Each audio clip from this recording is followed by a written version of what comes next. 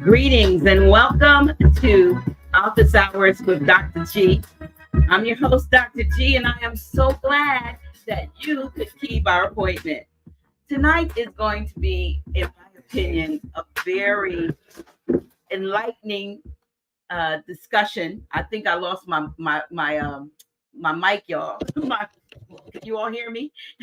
Tonight's going to be a very enlightening discussion from some very enlightening sisters. I'm talking about Mama Kali Sichen El Dey, Empress Chakra, Rarebird, Ningrat. Got my music coming back now. LaTonia, Rev Coach Taylor, and we're also going to be joined by Goddess Carbon Star and Lady Dancing Sun. I have to tell you, I'm having a little bit of a technical problem because I knocked my speaker off, so I don't know when the music's going to stop. But instead of me reading all of this acknowledgement about who's who and not knowing when stuff is going to start, I'm just going to bring us on, and we're going to get into this discussion about the importance of acknowledging true divinity. Now, these are some powerful sisters. We've all had our experiences in the church and with other various religions. It could be Islam, it could be, some of the other Eastern religions, but we realize that there is a place where true divinity lies, and perhaps we may be off base when it comes to where God truly is. So without further ado, I want to present the panel here. I'm going to bring us on, take off this banner. Excuse me for my snafu, y'all, with losing my speaker down here, losing my, actually it fell in the trash can. So let me get it up here, y'all. It actually came unhooked. And while I'm doing that, bringing y'all in, unmuting you all. Greetings, one and all. So y'all can give your greetings while I try to can't unmute my guests who's muted themselves. Please, guests, unmute yourself because we want you to be fully participating in this. I'm trying to get some sound back in here. Love and light, everyone. Love and light. Love and light. It's the first time this ever happened, y'all. Love and light. Hello, family. It's okay. The music doesn't stop. Greetings. Welcome to Office Hours with Dr. G. My speaker's not on. Let me see if I can get it on. See if we're back on. Greetings, one and all. Since I got you on here, let me just tell you, let me just speak a little bit about who's on here, y'all, because that just totally threw Dr. G off. It was like the speaker went flying off into the trash can and all that good stuff. But listen, so let me tell you a little bit about some of my guests, because I don't have, unfortunately, the background on a couple of my sisters, but you'll know who they are once they open their mouths and begin to speak. Of course, Mama Kali Sichen, who she and I work very closely together. We just had an awesome meeting with the women at Atlanta. The women are ready. Mama Kali Sichen El Dey is an ethnographer, cosmologist, astrologer, author, herbalist, and healer, born the 13th child and 7th daughter of an American Indigenous family, organic to this land. And that's enough to tell you about her. She can tell you the rest. All right. Empress Chakra, Rarebird, Ningrat, is head of state and office holder for the Tsalagi Cherokee Nation State. She founded the 12 Steps to Sovereignty classes in 2022, whose mission it is bringing individuals back to their sovereign or soul reign that governs us. She's going to tell you some more about herself. You'll find out more as we move on. LaTonia Taylor, LaTonia Rev Coach Taylor, is a minister of spiritual consciousness. I cannot say this right. Ayosha, you're going to tell me. Ayosha, did I say it right? Okay. Ayosha, transformation psychology educator who is escorting women through feminine soul rites of passage and process for them to become the priestess of their own household. And now her work as a master celebrity coach can be seen on Ayala Own TV's Fix Your Life, Bravo TV's Married to the Medicine, and a producer of other productions telling stories that enrich the culture. And then we also have Lady Dancing Sun. I didn't get a chance to get my sister's bio, but I've heard a lot about her and the interesting work she's doing in the church, but to bring people into consciousness.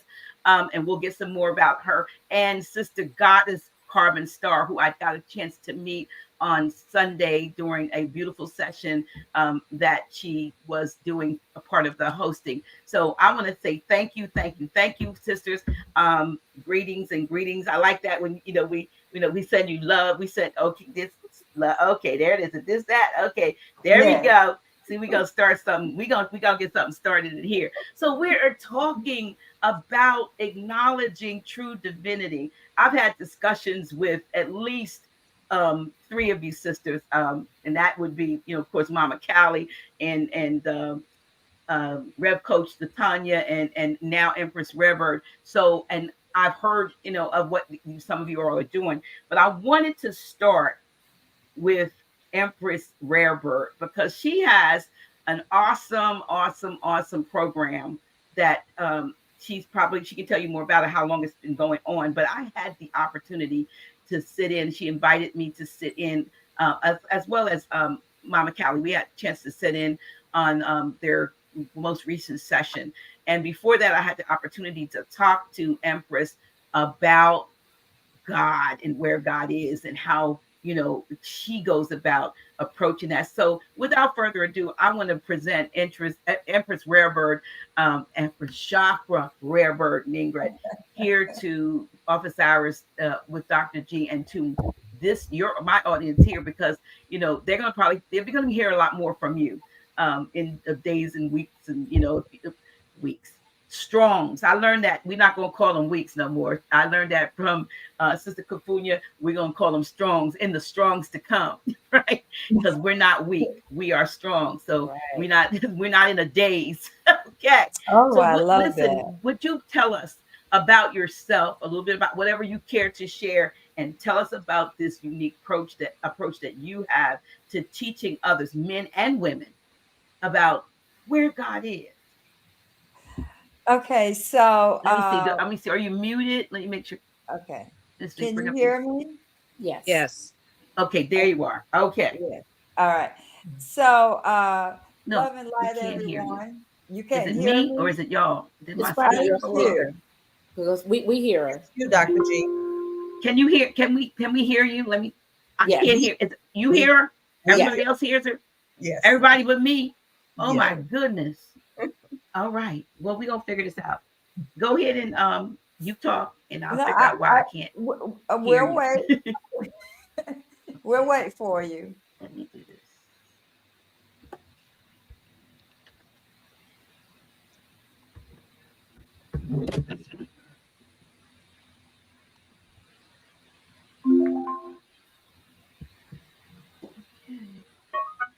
Can you hear me now?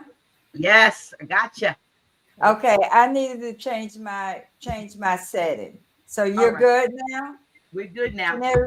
Can everybody else hear me as well? Yes. Perfect. All right.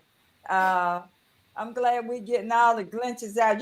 Stuff happens for a reason. They just perfecting us to that when stuff just come up and pop up, it's our time to shine and be a little bit more perfected and paying attention and knowing how to handle adversity on the spot, because that's really what it is, on the job training. All right. So without that, with me saying that, the first thing I want to say is thank you for having all of us on your show. This is a much needed topic to be spoken of. But before I get started, I cannot get started without first acknowledging Lady Dancing Sun and Carbon Star, because without them, this program couldn't run in a efficient and very a sound way to do it, because for a long time I carry this by myself. Although Lady Dancing Sun has been with me the longest through other endeavors, all the emailing, all the material and all of that, most of the time was between her and myself, with me having to carry the baby while I train my baby, which I would say Lady Dancing, so she's my oldest baby. And that's not because of anything other than she's been with me the longest. Now, I wanted to allow them, before I get started, the opportunity to say who they are and what part they play, and then I'll come back and then give you an overview. So without further ado, I will allow Lady Dancing Sun to first start, and then Carbon Star. Ashe, love and light. This is truly an honor to be amongst such illuminated divine sacred energies. And by that INNER, capital GS, energies. I honor all of you, my divine sacred feminine sisters. Mother Kali, Dr. G, Empress Rarebird, Sister Rev Coach, LaTonia, and my goddess, Carbon Star, my beloved sister. I give honor to all of you as well as myself, Lady Dancing Sun. I'm here at the invitation of Empress Rarebird. As she's already stated, I have been with her the longest through spiritual journey, through her vision and her mission for humanity. And we are both like-minded, like-spirited, like-missioned, bringing back divine, sacred, feminine remembrance, because we are that we are already divine and sacred. And we're journeying, soul journeying to merge with spirit and remembering who we are, knowing who we are, loving who we are, trusting who we are, and being who we are. And I compliment COMPLEMENT. I complete Empress Rarebird in her journey, in her vision, in her mission with the divine sacred feminine energy and remembering who we are. We together illuminate through the 12 Steps to Personal Sovereignty program, illuminate both feminine and masculine energies, inspire and empower and encourage them to remember their divinity and then to be their divinity. And I'm honored to work alongside Empress Rarebird in the capacity, any capacity that is desired and required of me. More specifically, Legacy Committee, whose vision and mission it is to collectively create that 12 Steps to Personal Sovereignty experience for all those who desire to walk it out. And so that is what you're experiencing when you come. You're experiencing something that has been artfully, divinely crafted for you to develop and sit on your throne, your God seat. And so I'm grateful that you're having me here. I'm honored, I'm elated, I'm super excited, and I'm here humbly and completely divine. Ashe. Ashe. Ashe. And by the way, this means, first of all, we do this to ourselves, and then we send it out to others. Means we love ourselves and honor ourselves first, acknowledge ourselves, and then we now honor you and all that you are. All right. Carbon Star. Yes. I am Goddess Carbon Star. I am the baby sister.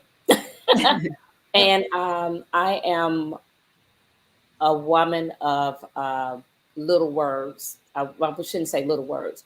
I don't speak much. I'm I'm the observant one.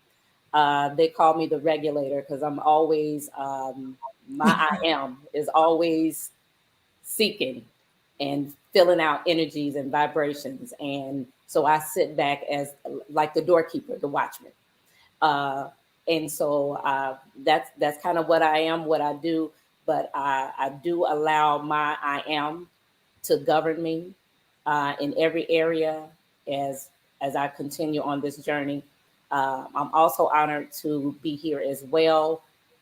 So thank you all for the invite. As we continue to do this 12 steps and learn more of each other, we're just here to give and circulate our energies together. I yield. Yeah. Ashe. So,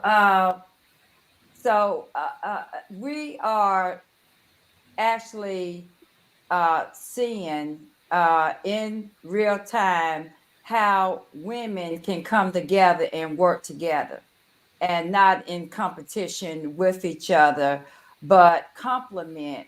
As Lady Dancing Sun said, we complement each other and we complete each other, and we do that as a collective.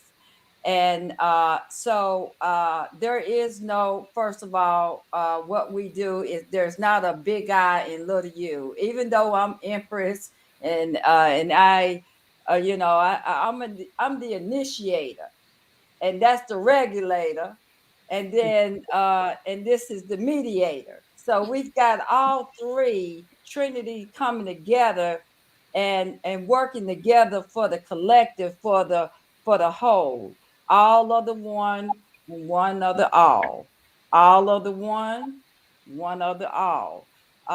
Circulating both, acknowledging both the masculine and the feminine energy, so that it's not a man thing, it's not a woman thing, it's an energy thing. And we're coming from the concept of the 12 steps. That's where they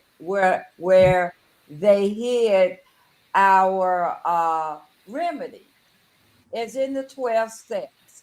Because if you look on the internet, you've seen the beneficiaries of the 12 steps. They got Overeaters Anonymous, they got Sex Anonymous, they got AA Anonymous, they got Narcotics Anonymous. AA means Alcoholics Anonymous, Codependents Anonymous. I mean, they got all kinds, but it's all around that 12 step, where it was founded first by BLW in Egypt, where the eye of Horus, where the sun rises, and it has 12 steps throughout the day before it sets.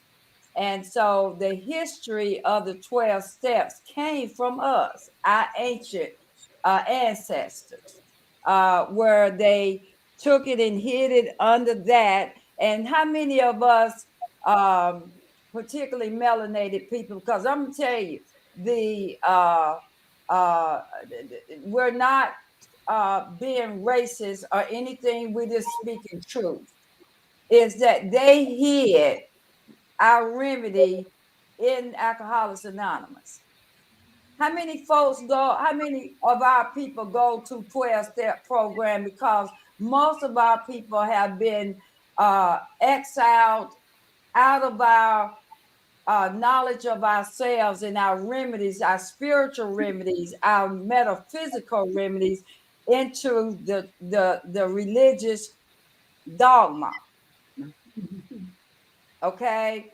And so when myself personally ended up in the 12 steps of Alcoholics Anonymous, because I can break my anonymity. I'm not ashamed to tell anybody where I've come from and where I am now, because we all have came from some form of something that got us here right now in this very moment. Nobody's exempt from the trauma that has happened to us from childhood on up to where we are right now. So for me, we always have looked for an out, whether we've used sex, whether we've used alcohol, whether we use weed, whether we use crack, or whether we use shopping, or whether we've used Workaholics Anonymous, all these things that have caused us to somewhat find our way into this program called the 12 Steps. And being open enough that when we go in there, that we be open enough to understand that this is where we can be put back together while we're in this physical body, and that we're having a spiritual, we came in as spirit and having a physical experience in this realm here.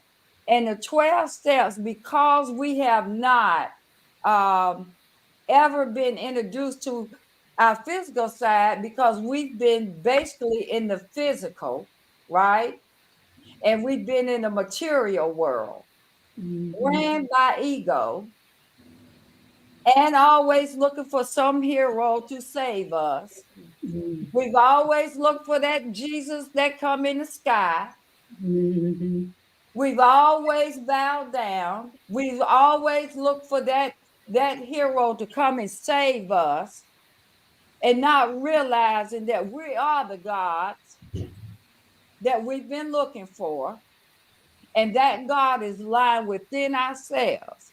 Now, as I've walked this journey for almost 30 years, next month would be 28 years for me, that the 12 steps have changed my life.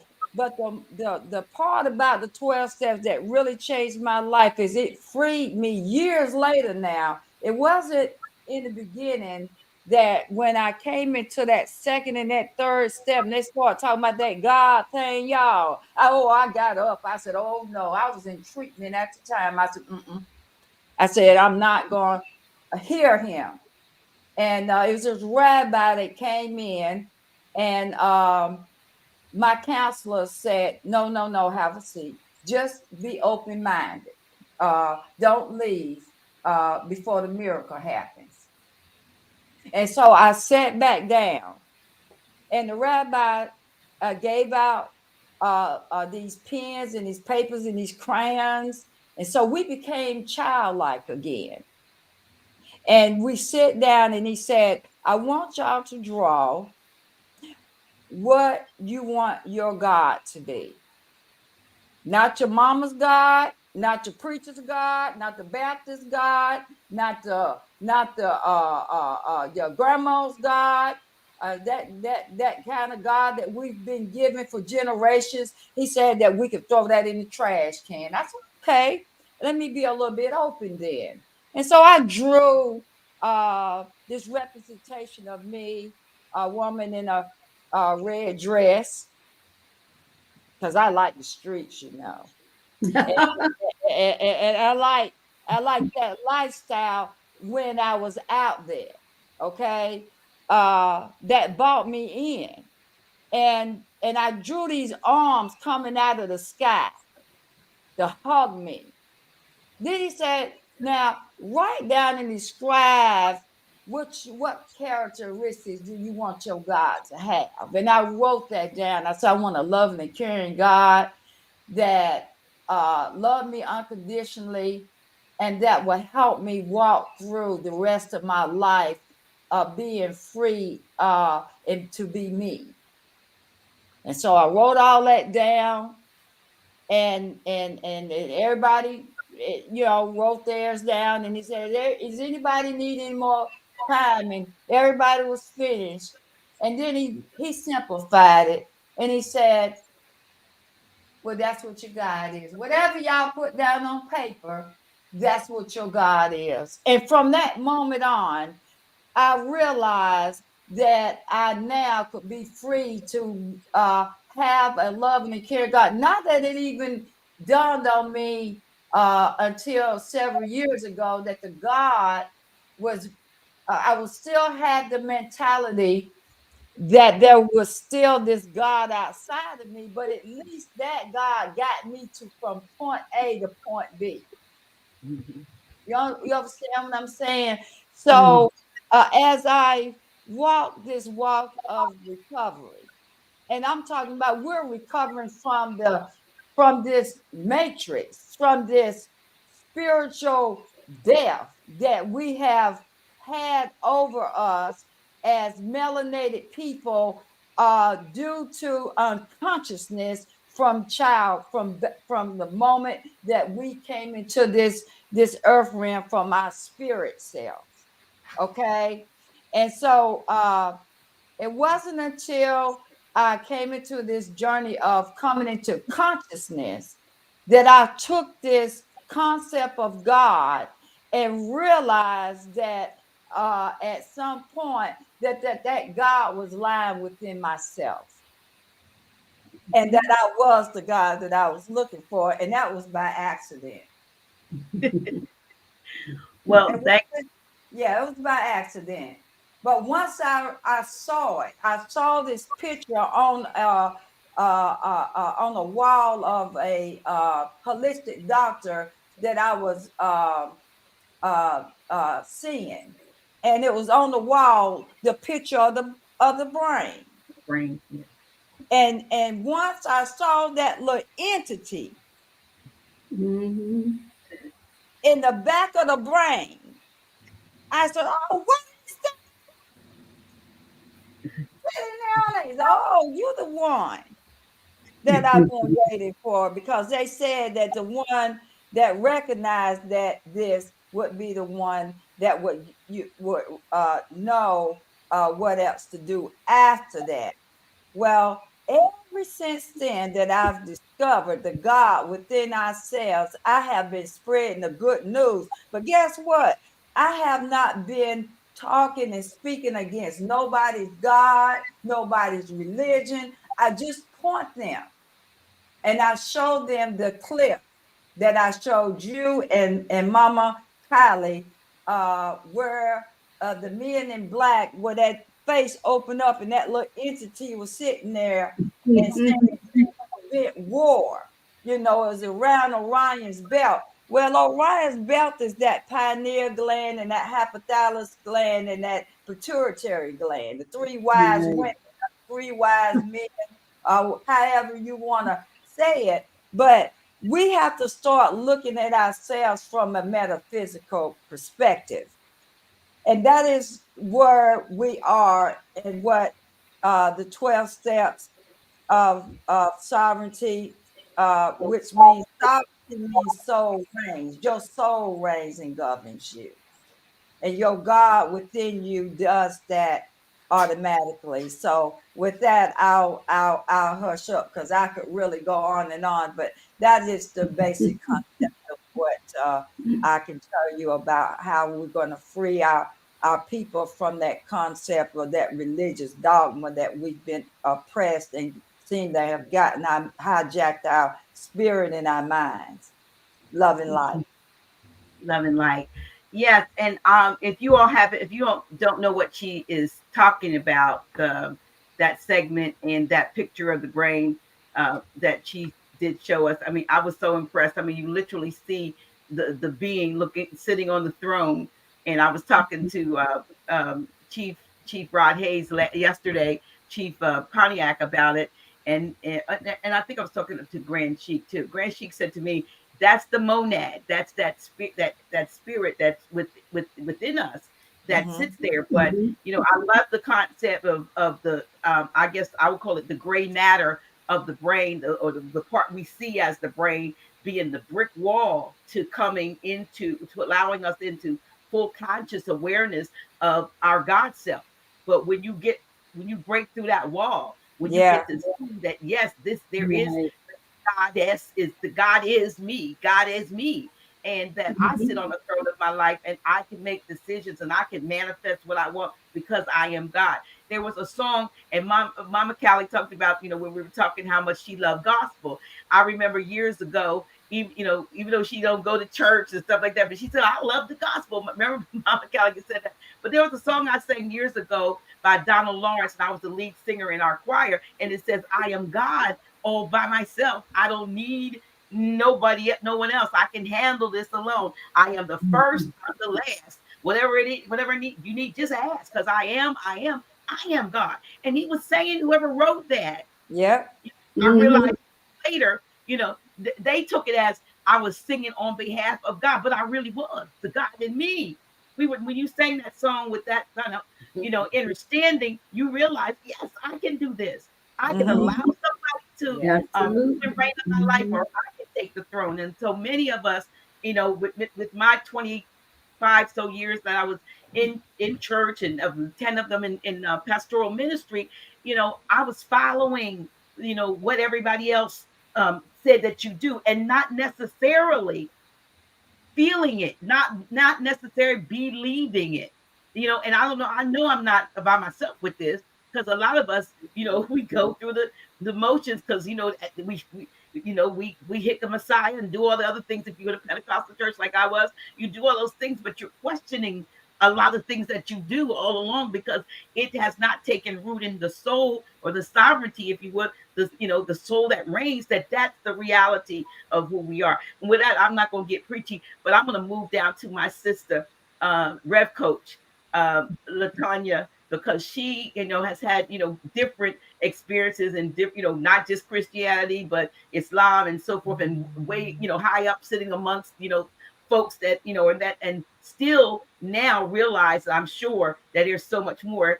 My sister, can you just, chime in on your take on, divinity, true Oh, divinity? sure. Well, greetings and honor to everyone and all of the lineages that you represent. I just want to acknowledge and call in the power of our ancestors on this 1212 portal. That we are not here by accident. That the Mother Goddess in us, as us, and through us called us here together for a reason, for a purpose, for a season such as this. And so everything that got us here was in divine order. Yeah. And so, for those of you who are meeting me for the first time, I have been working with women through rites of passage. And first, I had to go through my own rites of passage. Now that ought to bless somebody, because one of the things that we like to do when we get consciousness is we want to go and try to teach it before we go through our own rites. That's right. Yeah. And I love how Empress Rarebird said that she has a 12-step program, because I ended up having to create a 12 steps of religious recovery because I had to recover. Yeah. Yeah. And so for me, I'm a country girl born in Mississippi. I am what Rod Hayes called from the Mississippian culture. I am Choctaw. My grandmother, I know my grandmothers who were full-blooded Choctaws, from the Natchez Trace of Port Gibson. And my grandmother was really unique because she was a 7-day Adventist. And so she didn't think like a lot of people. So we would have these conversations that I didn't know was leading me to metaphysics, because my grandmother used to have little pamphlets that I would always go and read. Every time I go to the bathroom, I'd read her. And they were from the New Thought Church. So when I went, got ready to switch my religion, I told my grandmother, and she celebrated me. She was excited. Everybody else in the family had a problem with it. So my grandmother was planting a seed in me that I didn't know was going to lead me. Now I'm very clear that no matter what my bio says, I am here to return the hearts of the daughters back to the Divine Mother. Ashe. That is my work. Yes. So I don't care whether I'm teaching business. I don't care if I'm on television in anybody's network, because Black women don't know that they are the Holy Grail. And I say Black with quotes. Yeah. Indigenous women, autochtons, organic to the land, do not know who they are. We are the Holy Grail, the thing that has been the best kept secret that everybody is talking about in the major religions. Now, I don't know if it gets any more religious than me, because I wasn't Pentecostal or anything, but I'm a Reformed Catholic, a Reformed good girl. Then I went on to the Nation of Islam, and at Sister Captain, shout out to all the MGT, GCC, Vanguard, security. I have a security mind because of that. And then from there, I began to deconstruct, because what happened is Minister Farrakhan, peace to one of my spiritual fathers, he would teach us in the mosque that, first of all, he would say that my teacher said, don't teach what I teach the meaning of what I teach. So he would tell us that it was our job to study beyond even what he knows, and that the mosque was just a womb. So he would use this language, and I would love the study. So as I began to study and exegete, then spirit would begin to speak, and I started to discover things and ask questions that led me to metaphysics.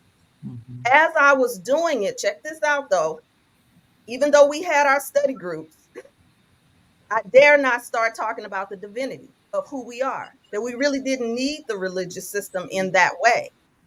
Because when you're in a community, you have people that are so zealous that it becomes dangerous to begin talking like that. Now, I want y'all to hear what I'm saying. I mean, I really mean this from my heart. I've never told this story publicly. Yeah. And it's one thing to be in a church, but it's another thing to be in the Nation of Islam, be an official, be all of that. And so as I was doing my deconstruction, I studied more metaphysics. And now, as I start to understand the science of the mind and all of these different things, I'm a Black woman now, and I'm trying to figure out which way do I go. At that time, I was a wife, a business owner. I was one of the youngest in the mosque, in the temple, in leadership. I could go on and on about those lessons. But when I would share, people would recoil, about this thing. And so it wasn't time then. It wasn't time. Sometimes we try to share before it's right in us, right? And so then as I go on, it started to become uncomfortable to be so restricted. To use that language, because I knew better now and I had questions. And so I began to deconstruct quietly on my own. And as a lieutenant in the Nation of Islam, it is very militarized in many ways, and you have certain responsibilities. And I taught classes. And so when I would teach the classes and use the personal development skills in metaphysics, I started to see women would show up one way, but that would just be a symptom of something else that was going on. And I found my calling in this work of transformation in an MGT and GCC class, because I was transforming. Later on, as I was trying to find myself and what this meant for me as a woman, is when I met the Reverend Dr. Iyanla Van Zandt. And so when I went to her almost 20 plus years ago, I had headpiece, I was covered, all of that good stuff. And that is where I began to learn divinity. And I believe that as women, it is important for women to find their divinity through other women, belly to belly. Because if our mothers don't teach us, then we have to mother one another. We have to mother one. We have to show up even in our sisterhood as mothers. And what I have been finding, even in my work now, is a lot of people jump out of the church and into consciousness with no study, with no deconstruction. So therefore, you don't have a reframe. You haven't studied and shown yourself approved. You have not studied, you have not deconstructed and unlearned what you've been taught, so that you won't be hoodwinked and bamboozled and looking for somebody else to be your Messiah in another tradition. You just go from one, in the church, we call it church hopping, right? Mosque hopping, bimbe hopping, whatever you want to call it, until you find that divinity in you and in your bloodline. And the way that I found that was through the feminine, the divine feminine, is studying the divine feminine. And so in my work, as I began to do rites of passage with women, what would always come up, sisters, is the sexual shame and guilt, the heaven or hell theology. And so Black women have been so paralyzed by heaven and hell and damnation and fire and brimstone. And they have been gatekeepers of their own Oh, oppression yep. and Mm. now asking questions.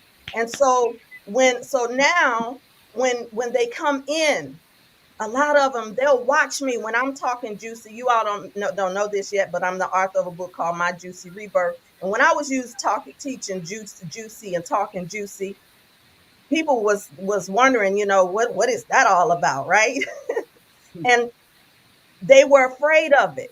Now, mind you, I would go study with other people from other traditions and other walks of life who was using our arts, Yep.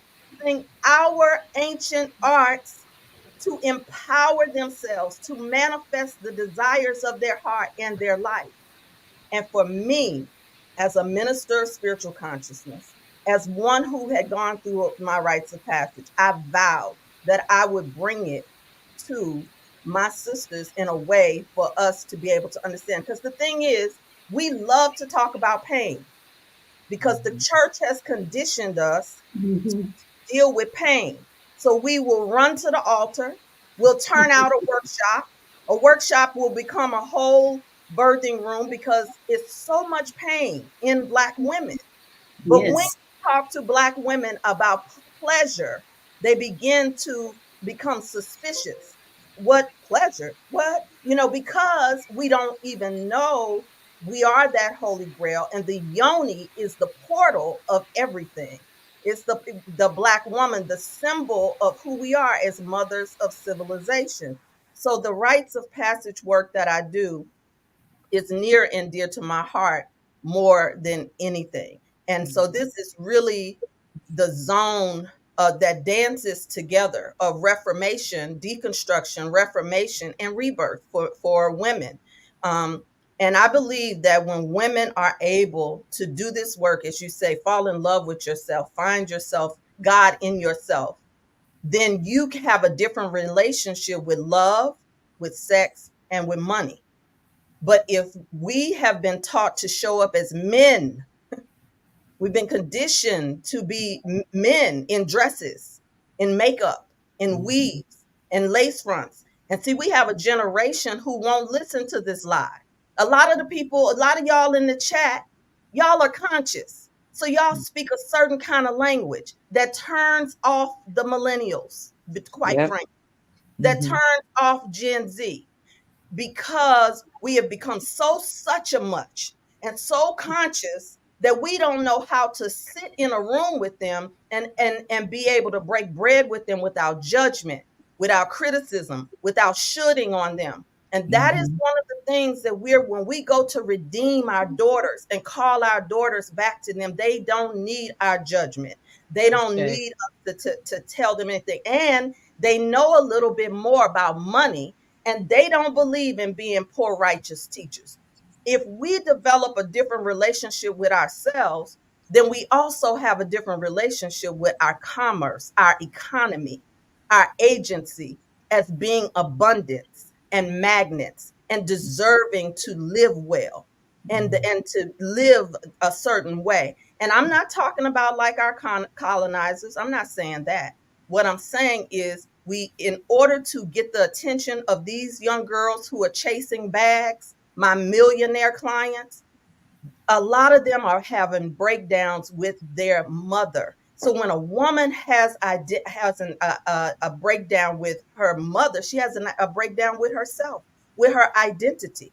So she cannot understand that God is in her when she has had older women who have judged her, who have abused her, who have neglected her, where she has been uncompensated as a little girl, not safe in her own home.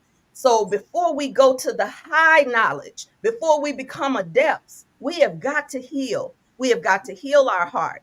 We've got to heal our womb. We can't just be vegan and our heart is still heavy and not clean. We have to be able to have some relationships with our sisters, some ability to do conflict resolution. Whenever Dr. G calls the people together, everybody wants to start talking about, we're going to do prison reform. We're going to do this. Don't they, Yeah. Dr.?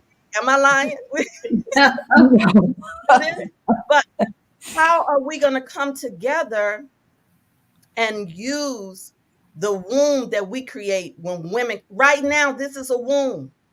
This is a sacred womb. Everybody under the sound of my voice that's in that chat, you are in a womb. You can rebirth yourself right now. You can go get somebody that you have been trying to awaken and put them in this space with 6 mamas on a 12-12 day.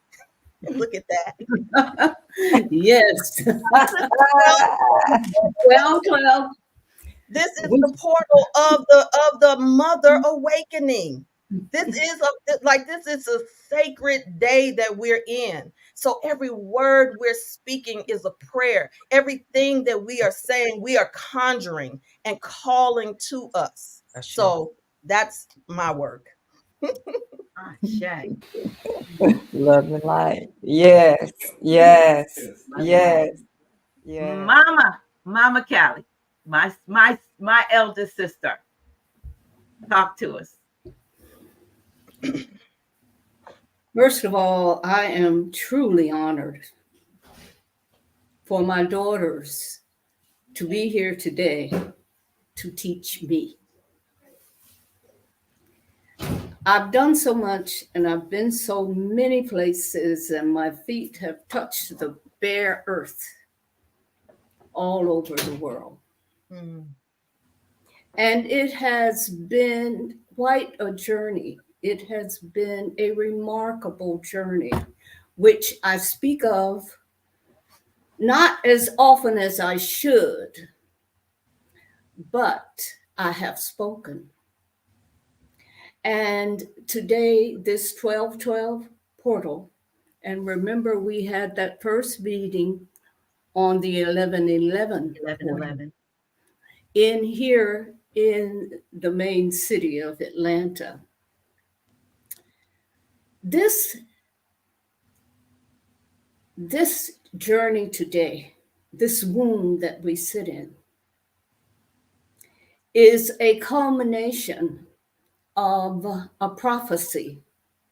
And I'm sure that none of you here except Dr. G have heard it. And so I must repeat it to you. Mm. In 1992, yes, it was 1992, we received a call from a prophet in Ethiopia. Well, this was very strange because it happened in such an unusual way.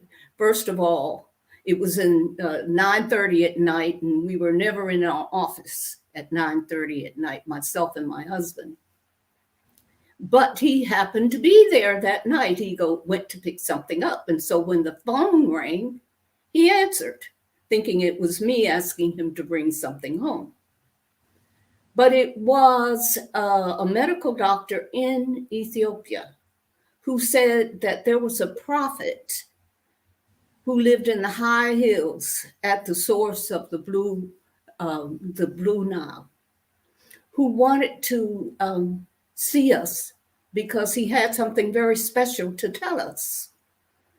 And so, well, it was weird to us and it was strange, but from that moment on, we received a lot of calls. We exchanged faxes because 92, we didn't have an internet. And it was very difficult to talk directly to our people in Africa on the continent. All the calls had to go through Europe. Okay? So we couldn't call directly and talk to people. So it took us from 1992 to 1996 to make that trip to Ethiopia. And when we got there, we had to take a long journey down the road, and so by the river or the Great Rift Valley. And then we got to a very small town. And we weren't finished. We weren't to the village where the prophet was yet. We had to walk up a mountain. And that was a while ago. I could do that then. But nevertheless, we did get to the top of the mountain, and we sat down. It was about 8 or maybe 10 different huts, grass huts. And we sat down on a bamboo bench, and all the animals came and sat in front of us. And then the people came and sat around in benches. And then the prophet appeared. And he said to us, go back to America and tell the women born in the African diaspora. At that time, we didn't know about indigenous here. We had just got that African American thing in the late 80s, remember? Yeah. Or maybe you're too young. But nevertheless, he said, go and tell the women born in the African diaspora that they are the ones who will change the world. That we are the ones who, when we step forward with knowledge of self and with knowledge of the world that we live in, that we would be able to reach out and change the entire world.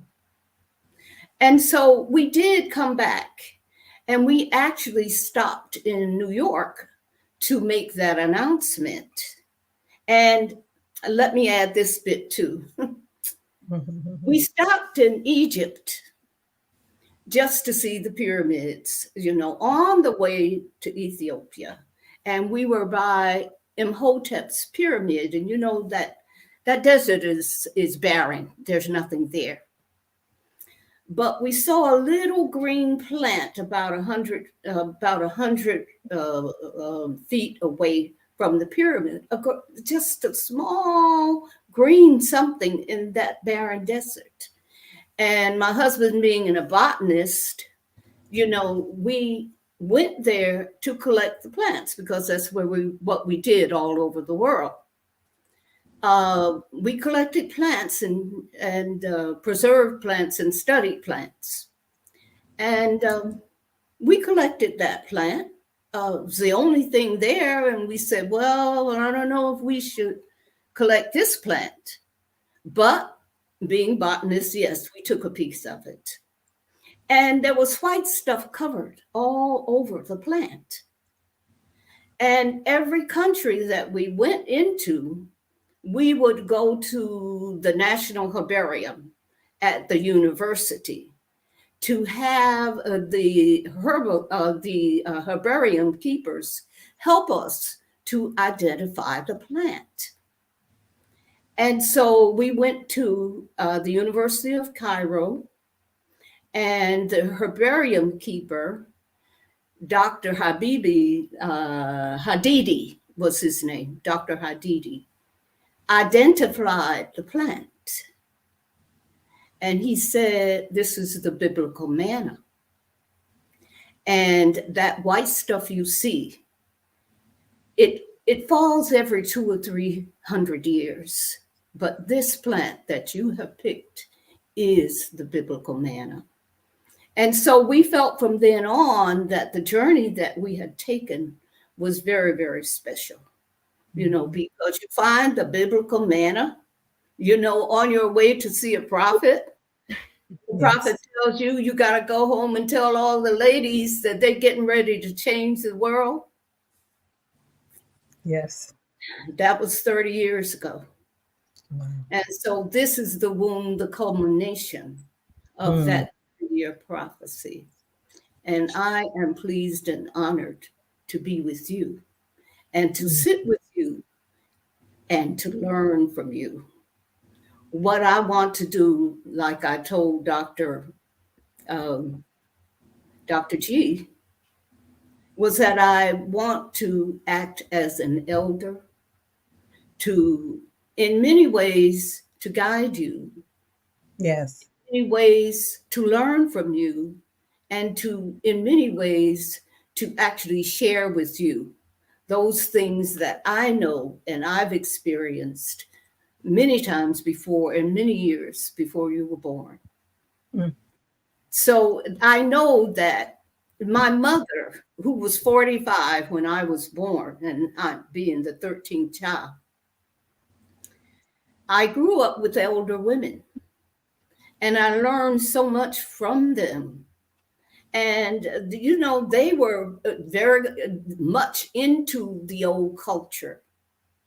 And so I sat with them, learned canning, learned quilting, and all those other arts that are so much we don't know anything about anymore. Mm-hmm. Yes, because that was all lost in our attempt to be someone other than who we are. Yes, I say. But we've learned better now. Yes. And so I'll sit here as an elder and do more listening than I do talking. And you know that's rare for me, because don't get me talking, honey. I will take the whole thing over. Okay? So thank you all for being my teachers now. And I hope that I will be of some use to you as you move along. Hmm. And I we say.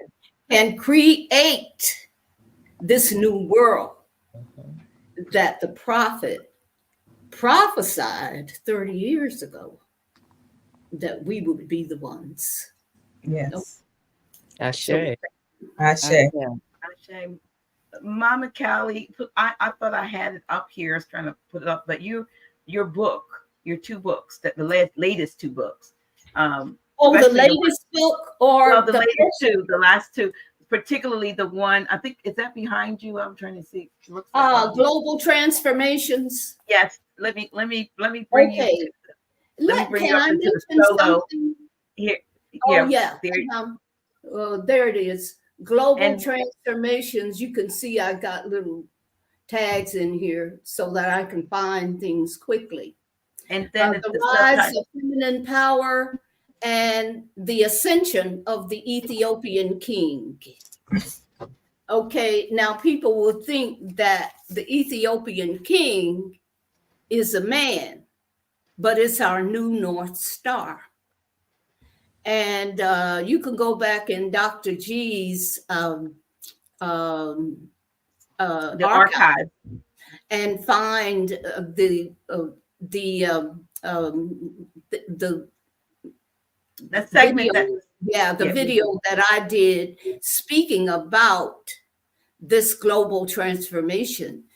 It's astrology, astronomy, prophecy, and one thing that I think I mentioned it to you today. There's a part in this book that I started recording today, and I think that it may be a great addition to what we are doing as far as helping our people to know themselves, get back to their God self. And that part that I started from this book that I started recording today is an outline of a book written in 1992 by Dr. Amos Wilson. It was called The Falsification of African Consciousness. And, you know, when we go to school and we learn psychology and psychiatry and all that, Dr. Wilson says pretty much we are deserting ourselves, because the psychology and the psychiatry and the medicine and everything that we learn in these institutions is in support of white supremacy. Mm-mm-mm. And so what he did was to break down how it is, how they have falsified our consciousness to work for them. And so much of the psychology that we actually believe, because we went to school and got a degree in psychology, is the psychology that supports white supremacy. Now, when I was in college, I signed up for psychology about 3 times. And within the first 2 weeks, I dropped it each time.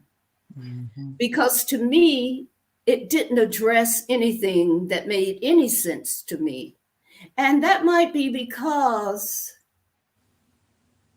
I had learned about the Skinner rat, and that was before I even went to college.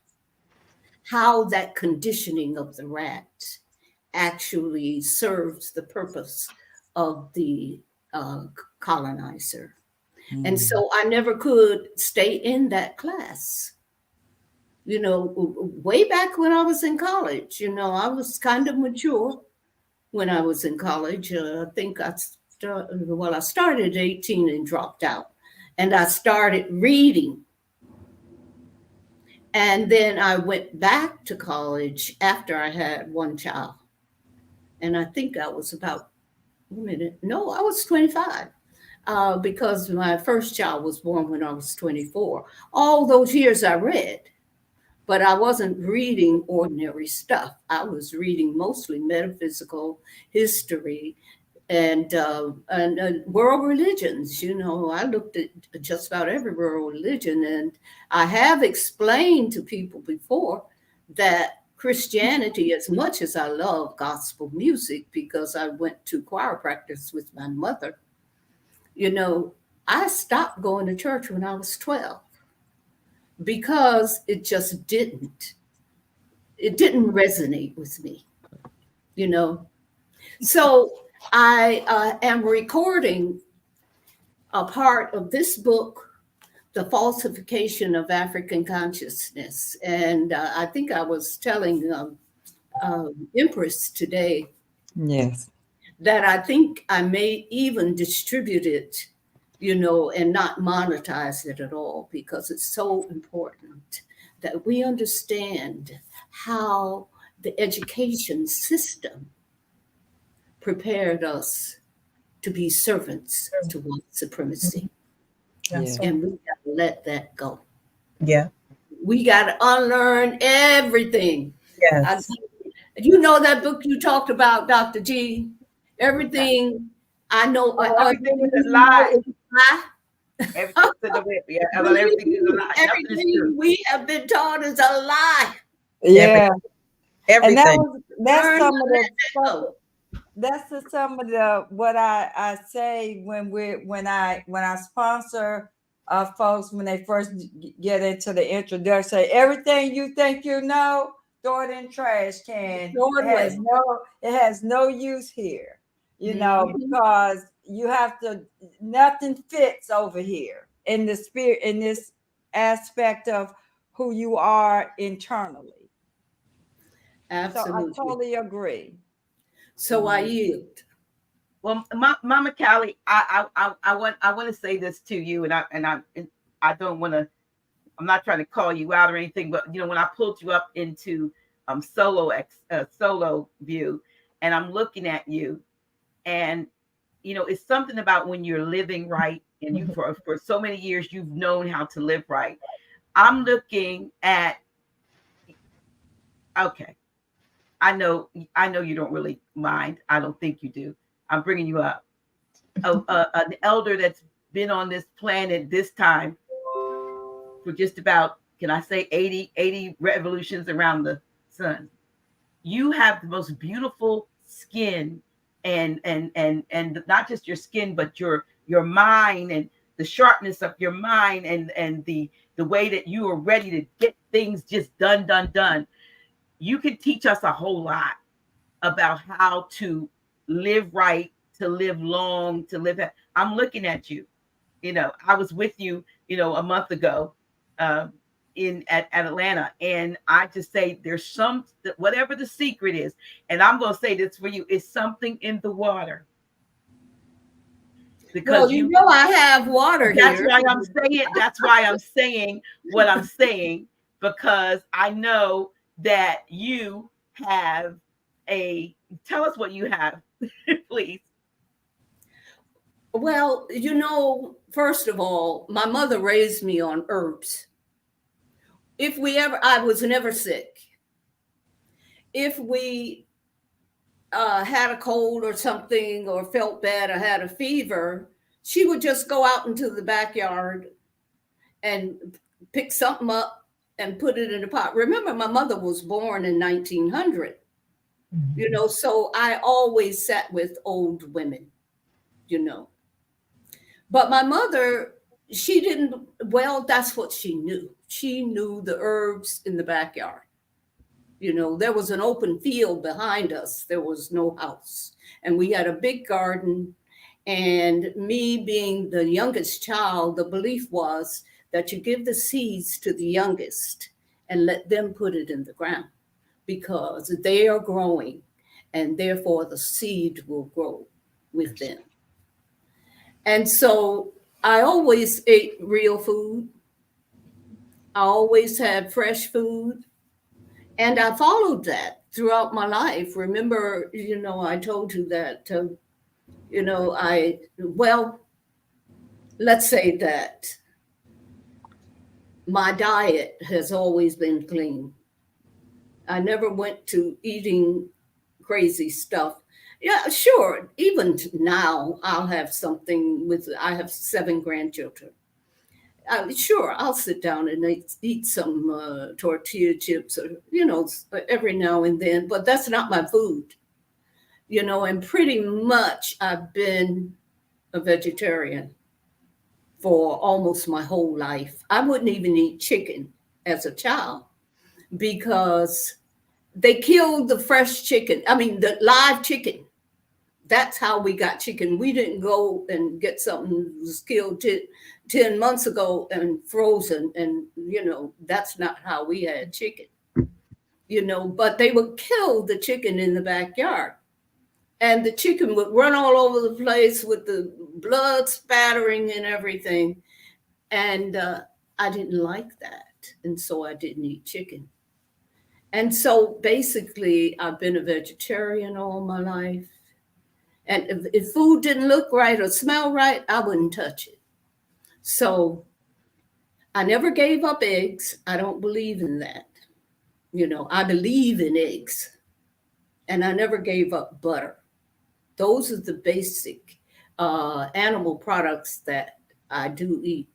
Every now and then, I might have a small piece of fish. But that's it.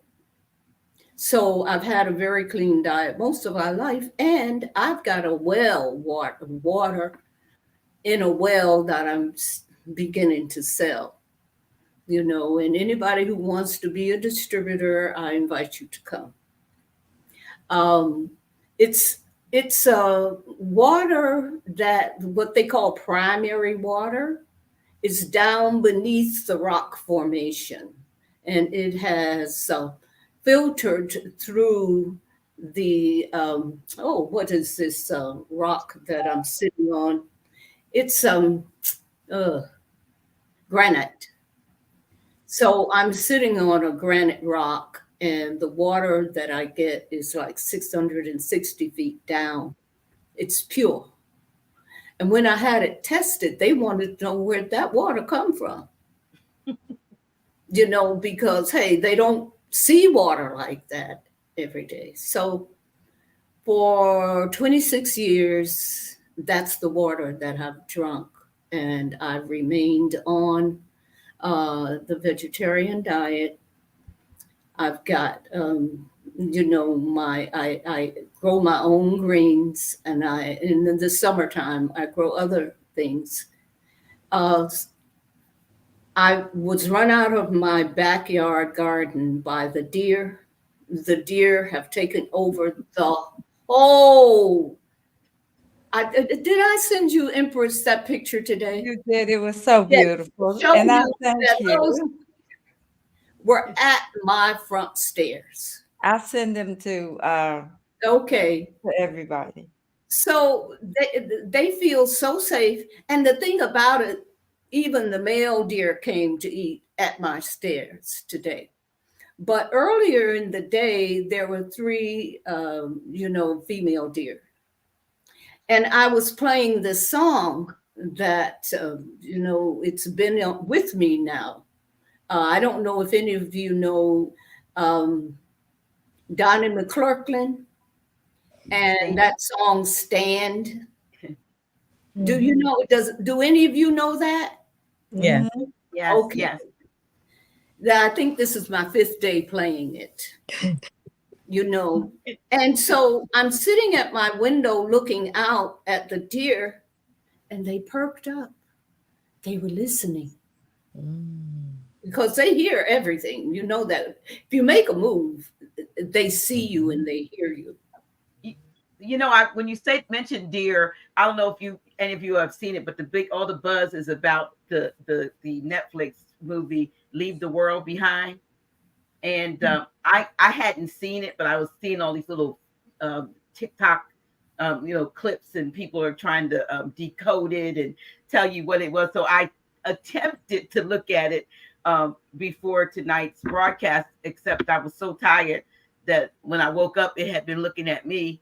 But there were some parts that I saw that the one person or the one individual in that scenario who was probably purest, what I got at heart, was the young lady, was about 13, and the deer would come to her. It was based, somebody said, on her, the purity or the energy. Also the fact that first it was a couple of deer, and then when it was a whole herd of deer, it was signaling that something negative was coming. They were like, we're getting ready to leave. We tribing up and we out of here, So it was also like they were given a message. But that is beautiful when you can when nature responds, because that's what and who we used to be. That's how we used to live. That we lived in harmony. The word, the Bible does say that we were given the herb of the field, and with the seeds and so forth, again, to for our food, for our medicine. And we have gotten so far away from that everything, not only are we have they gone, somebody says there's not that much cattle in the world to have that many burgers being sold. You know what I mean? Worldwide, they just are not producing that many cows. So what is it?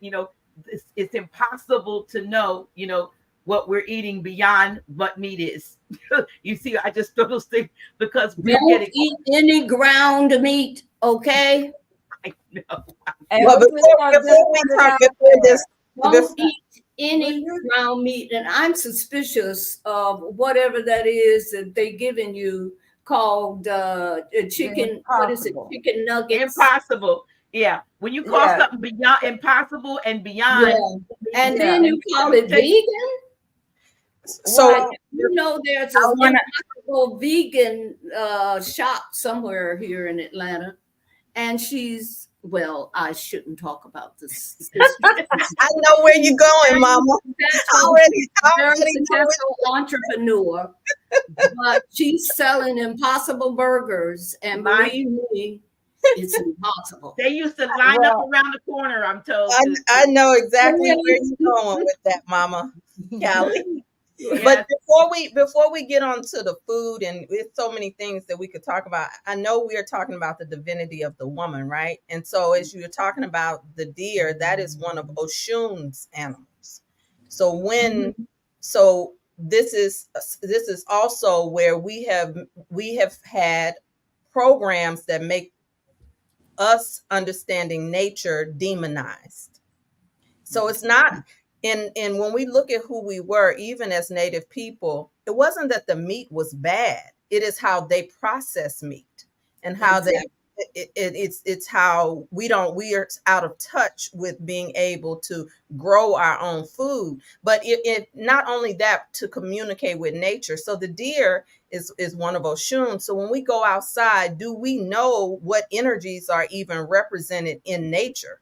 when we see a certain thing, when a tornado is coming? Mhm. Do we know how to mark our door and put out an offering so that the tornado, Yes. you're sending a signal to the wind, the goddess of the wind, the goddess Yes. of transformation. You Oh, put in yeah. an offer to Oya Mhm. in order to acknowledge her. When we pass by the mountains and the trees, do we know the medicines that can heal our family? No, because traditional Christianity has made us demonize many of the things that can heal our household.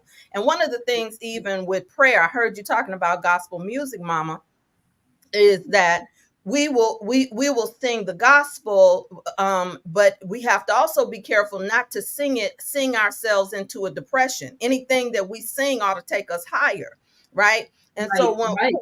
but at the same time, sometimes we're singing those old songs like we do at a misa in when we come together, what we call a sacred ceremony, right? To channel and pull in the ancestors.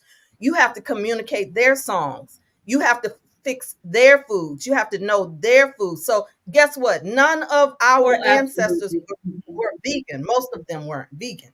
So sometimes we have to pay attention to what grandma ate so that when we get ready to open the road. So today, if I were to do an offering, if I was cooking for my ancestors, am I going to go serve them an impossible burger? Oh, please. You know, am I? Okay, Give us some so sweet potatoes, some corn. Yeah, You know, right, those exactly. traditional foods that we Ex- always ex- ate.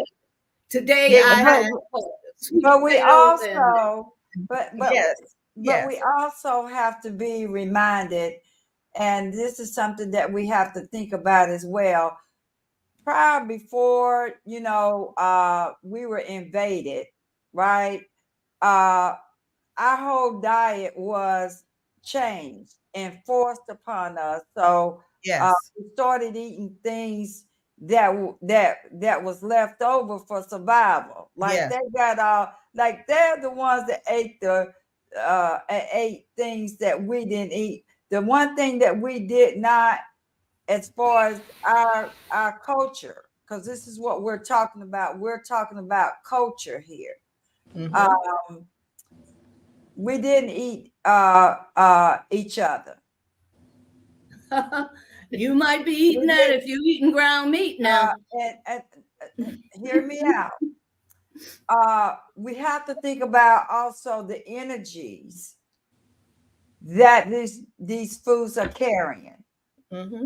It doesn't just stop at the meat, but it also the energies of the vegetables, the, Yes. the energy of the ground, the energy that is being um, I guess, circulating into the food. Okay, when you are, what happens when the food was in the ground and you and then you pluck it up and whose hands is touching it, right?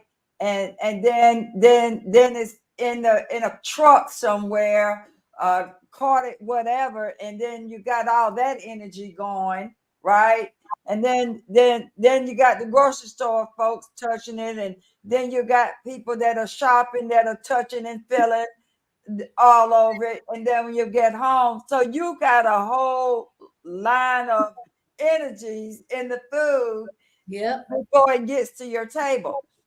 And the other thing that I want us to be aware of, do you ever hear them talking about killing the rooster,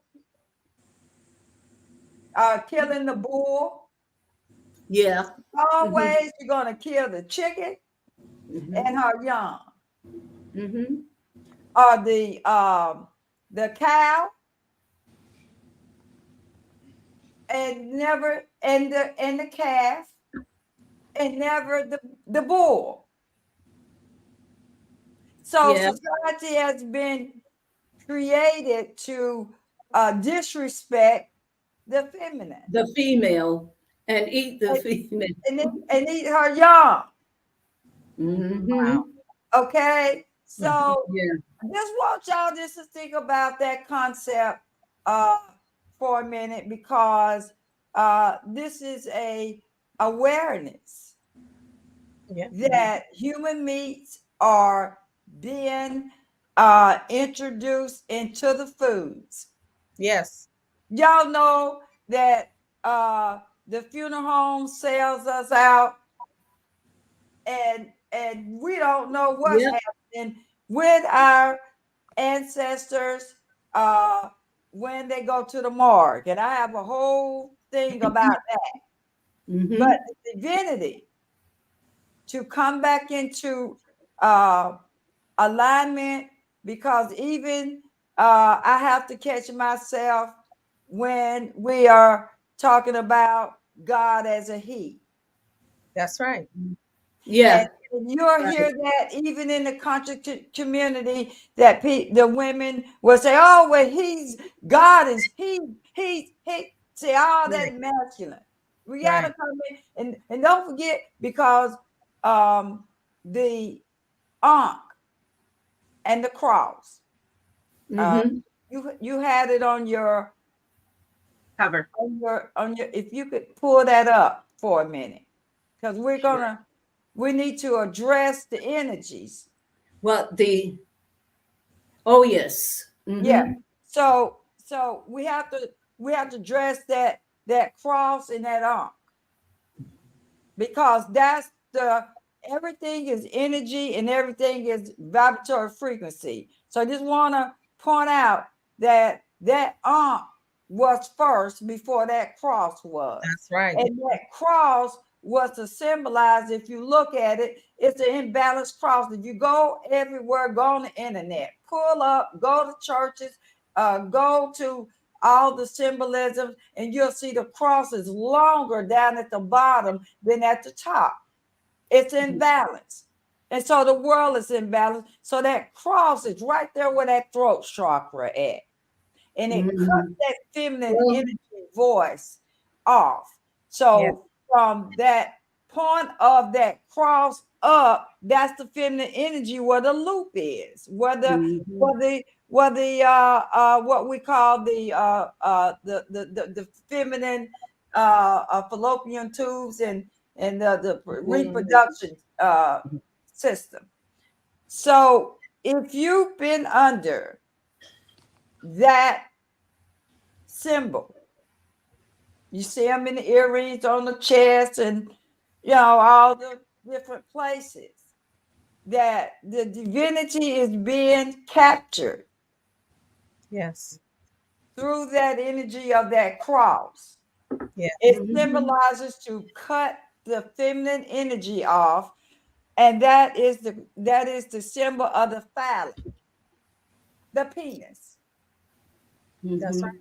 And so the longer part of the cross represents the lower nature of of of humanity, for a lack of a better word, because human, they say, means monster. But it's what you want that energy to be when you say humanity, and where your mindset is.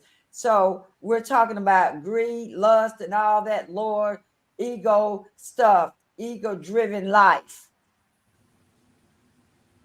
that doesn't acknowledge that you need both of the energies to create.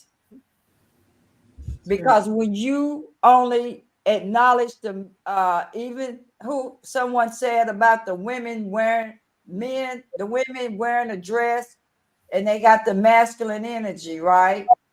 Where we dressed up as what was I it that said it. Mhm. could you repeat that again? Well, we have women who are in dresses, and red bottoms and lace fronts and wigs and weaves and makeup and all of that, but they are just well-dressed men That's be- correct.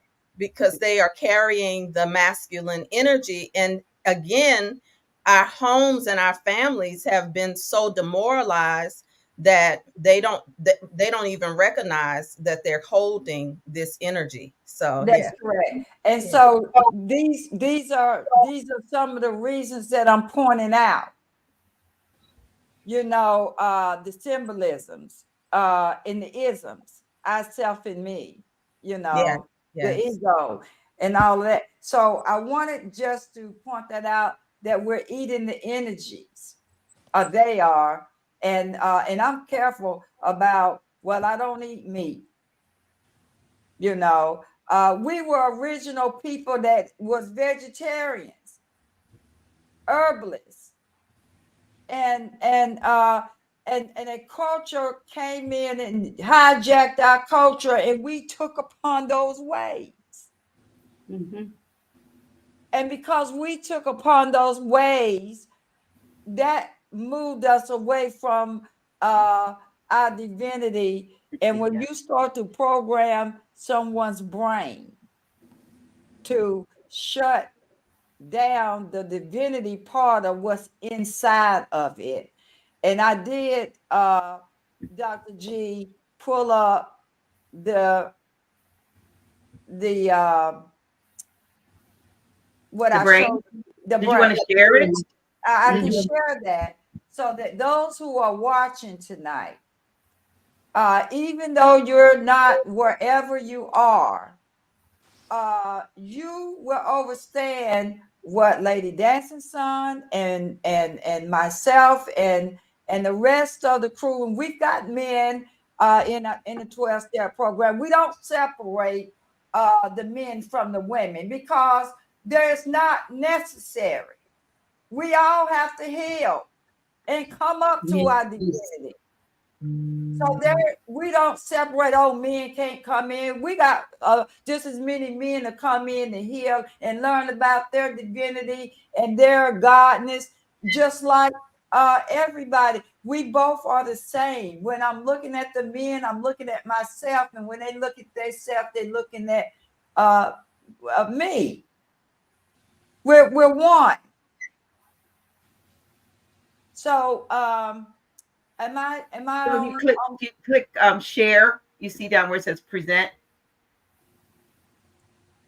okay? Where am I at seeing? the bottom. You should see where you can says present, share. Share when you Oh, yeah, click, yes, click yes. what you want to share, and then I'll bring it in. Okay, so I'll share my screen. Mhm. And It should, when you click that, it should show up here. I don't see okay. the actual screen. Okay, can you see my screen? Not yet. Did you Okay. click on open up the screen and then click share at the bottom? Where Okay, got you. Okay, so I want to share yeah, the slide.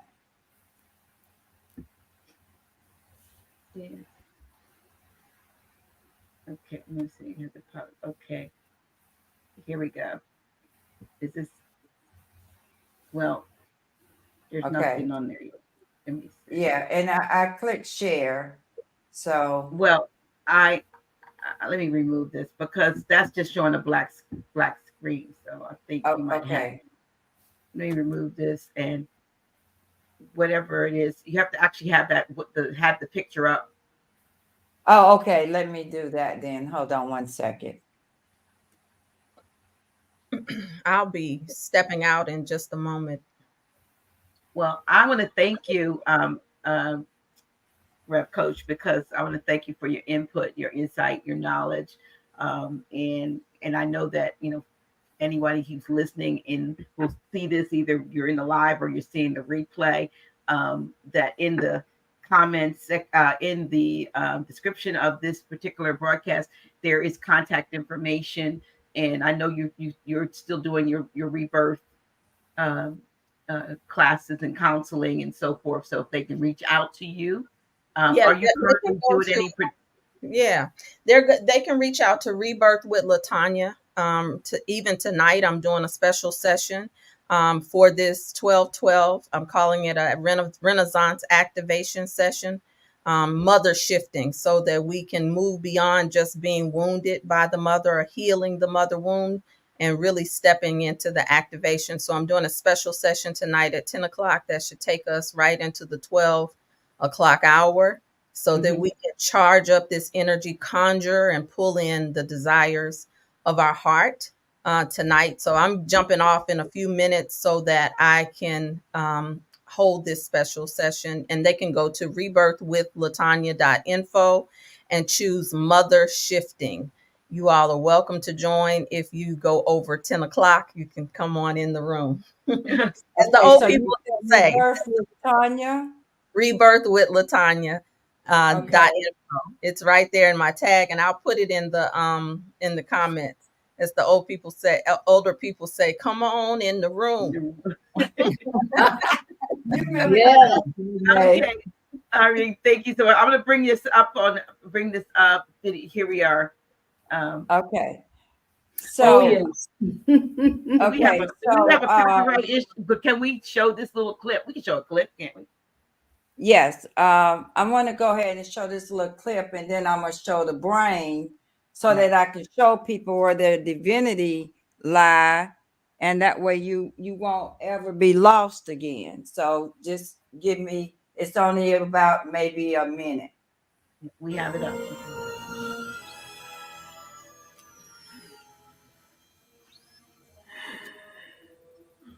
Must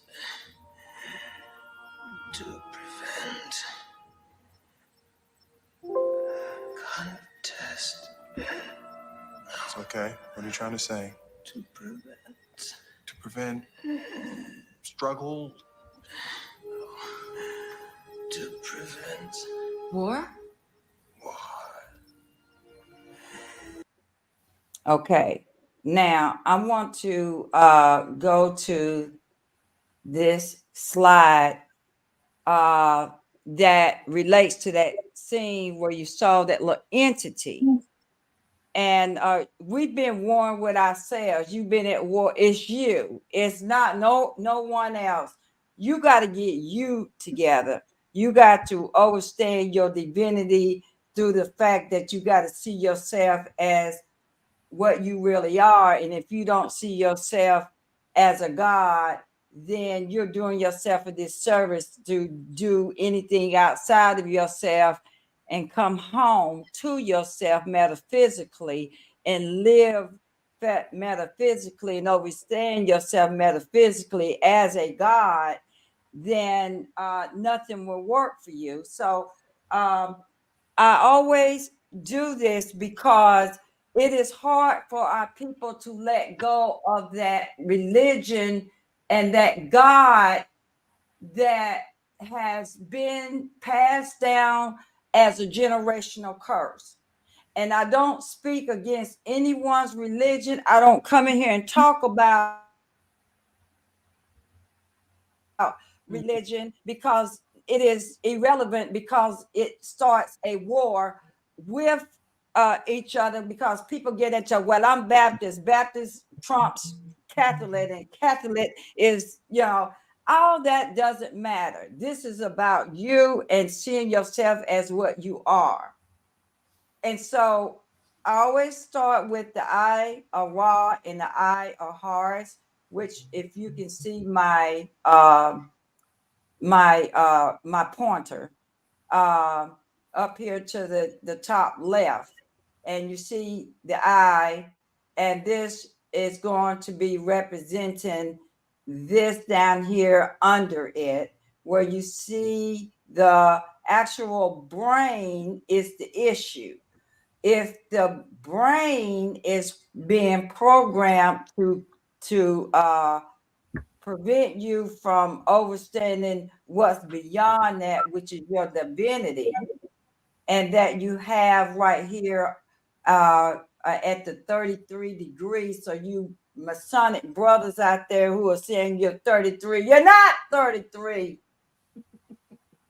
If you were born of a melanated woman, you're 360, and then you're initiated to your 720 cells only through initiation through your mama or some auntie, some feminine energy that will help you with that other side of you, which is that other 360.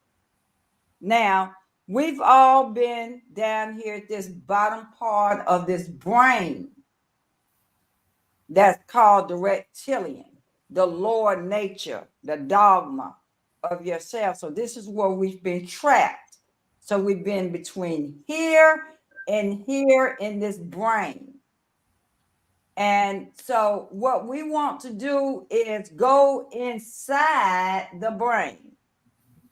And so when you start to look at yourself right here, now we're going to go to this right side where it has the brain. And you got this, I mean, you see this two little eyes right here. See them two eyes? That's the pituitary and the pineal gland and the hypothalamus all in one right here. They call it the three wise men, the three sisters, whatever you want to call it. But that's what's going on right here. It's got a little cap right there. That's that pineal gland. And then if you see the little stomach right there, and then you see the two legs hanging off of the seat of the throne right there. And you can't deny it. So if you look down here at the bottom, the right up under there, you see what they call Jesus on the cross being crucified.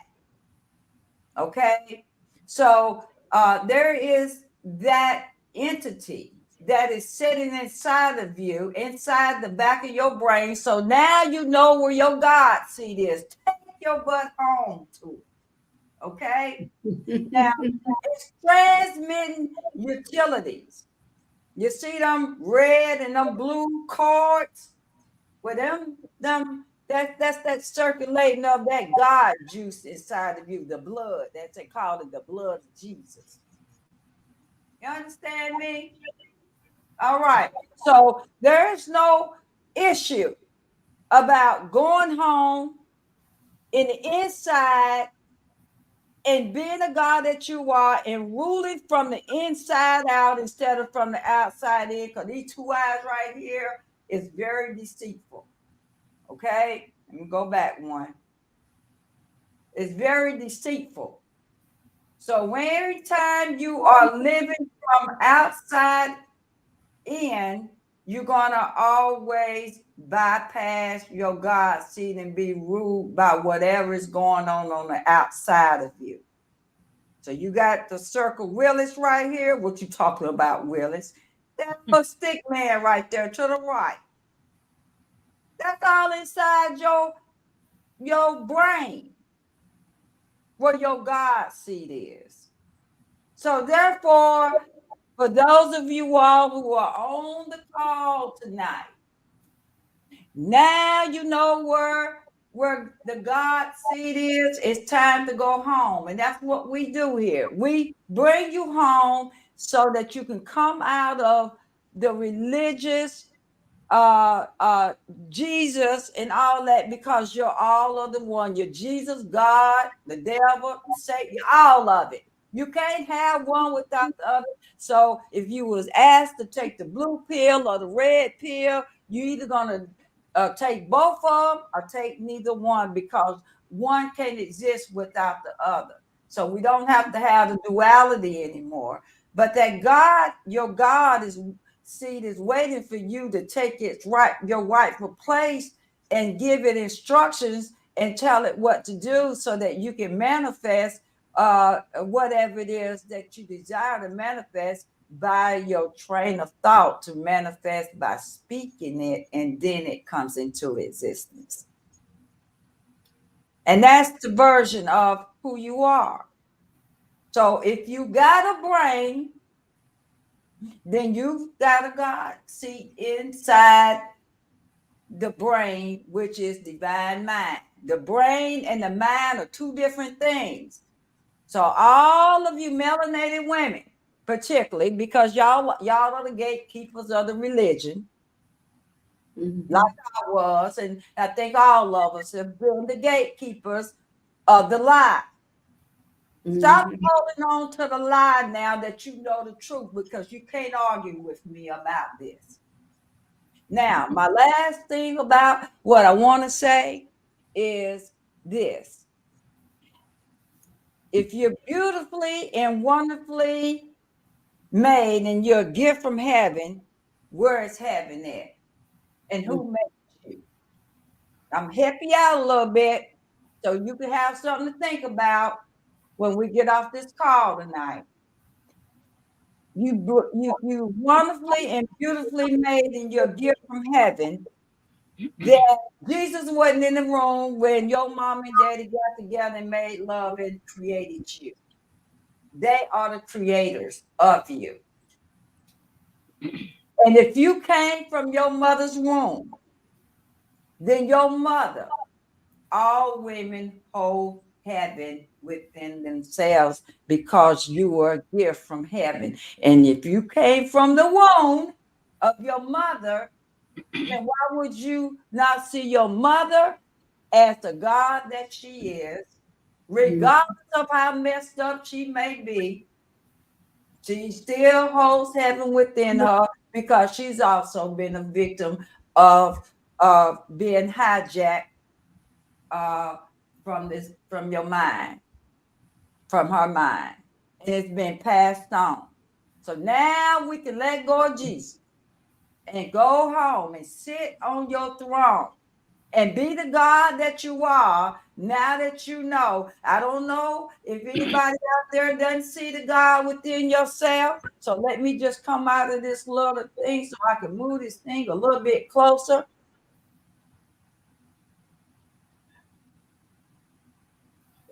You see that little entity there, right here? That's in the back of your brain. And you sitting on your throne. The God within you is within you. The kingdom of heaven sits within you, and this is where it is. There is no argument about that. And so understand that you're different. Melanated women are different than any other women on this planet. And that's because we have the mitochondrial DNA, which is the God juice that creates this right here. Now, if you're non-melanated and if you don't have enough melanin in you, then what's going to happen is when you have your children's pineal gland is going to be calcified by 12 years old. Here's a melanated woman, it gives the God passes on her God to her children. Here's a question. Sheik Davis says, what about the seed of man, which holds both the male and female seed? Okay, so the man cannot pass on the mitochondrial. No, he doesn't.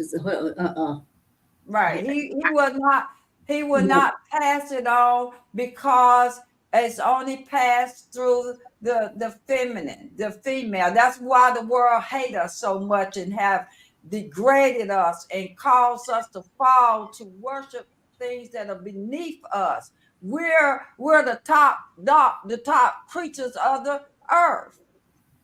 Mm-hmm. The melanated woman has the God genes that she has within her DNA to pass on to her children.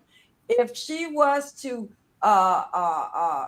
mate with any mate on this earth, whether it's a melanated man or whether it's a Caucasian man or whether it's a Mexican man, she will always pass on to her children. If a melanated man get with a Caucasian woman or any other woman besides a melanated woman, regardless of whether he gets with whatever woman, he cannot ever pass it on. The woman can, his daughter, and if he's married to a melanated woman, the melanated woman is the best kept secret. That's why they secretly worship us, the Madonnas. We are the Madonnas. We are the gods. We are the gods. We are the original. Before there was Jesus, before there was any man to worship, that we have failed to worship ourselves and see ourselves as that we are. So tonight, I'm showing you what you have is so precious that they hate us because of it. Lady Dancing Sun, if you don't mind, I know somebody asked said whether or not you and Goddess were going to say anything. Of course, you spoke in the very beginning, but I want to give you an opportunity to share, because I guess you have yourself muted, to share, because I know you've been listening and smiling and so forth. So please grace us with whatever comments you'd like to add to what's been said. Thank you. Thank you. Thank you. And yes, I have been feeling and hearing and receiving and getting downloads and appreciating all the wisdom that's being circulated, the divine, I'm telling you, the divine wisdom and the truths that are being circulated and resonating with me. And we are all of that. So I do want to highlight that once we know who we are, once we remember who we are, that we take the responsibility for being that divinity, that creator, that creatress, and recognize that we are creating with our thoughts, with our emotions. Before we even speak a thing, we've already begun the creative process. Mm-hmm.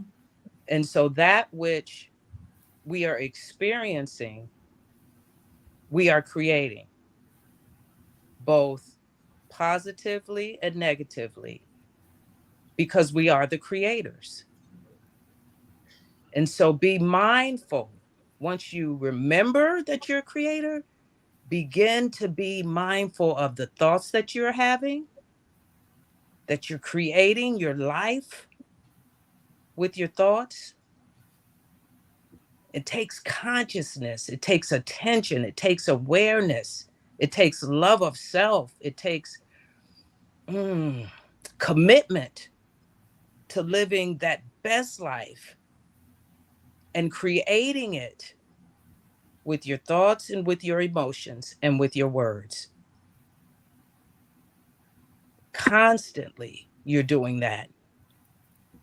So even if you say, I'm going to manifest a thing, you're manifesting it already. You're manifesting it whether you're conscious or unconscious, because you're a creator. You're creating it whether you intend to or you don't intend to. Mm-hmm. Take responsibility for your creative power. That is your divinity.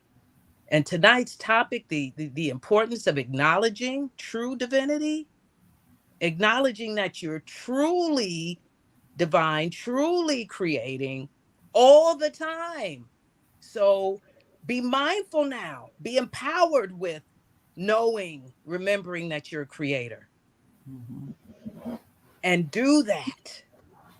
Create your children's lives, your spouse's lives, your own life, the world, humanity. You are creating that. So create it mindfully.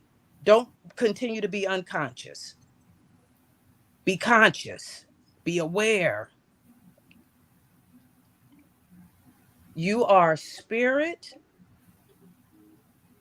a spiritual being, manifesting itself, expressing itself as a creator through this human experience. You're only here through this human experience to create it, to manifest your divinity, who you know yourself as God, as. If your love, your hate, your joy, your peace, your anger, you are manifesting that as creator. Take responsibility for it as creator. No longer be aware, no longer give that power to create or that jurisdiction to create over to another. There is no more them and us. You are the creator of it all. You have been here from the beginning, and you are until the end. You are eternal, manifesting itself in time through this human experience. That's who you are. How do you identify yourself? Do you identify yourself as the body, the temple that has the God within it? Or do you identify yourself as the God that's within the temple? Once I learned that I am spirit and that my language, my thoughts, my emotions, and my words are creating my human experience, I began to identify with myself as spirit, as God that is abiding in the temple, not as the temple that has the God abiding in it. All right. Let that resonate. I began to identify, I am God. That's what that means. I am God. What does that mean to you? Where do you abide? I abide in the temple of the body of Lady Dancing Sun. But I am the God, not the body. I'm all of it, but I identify most now with myself as God. And I am mindfully creating my human experience. I'm choosing to be love, to be joy, to be peace, not just to have it within me. I'm choosing to be that thing. And I recognize every experience that I am having as human, as spirit through the human experience. I recognize every experience, every opportunity, every relationship as the chance to manifest my divinity.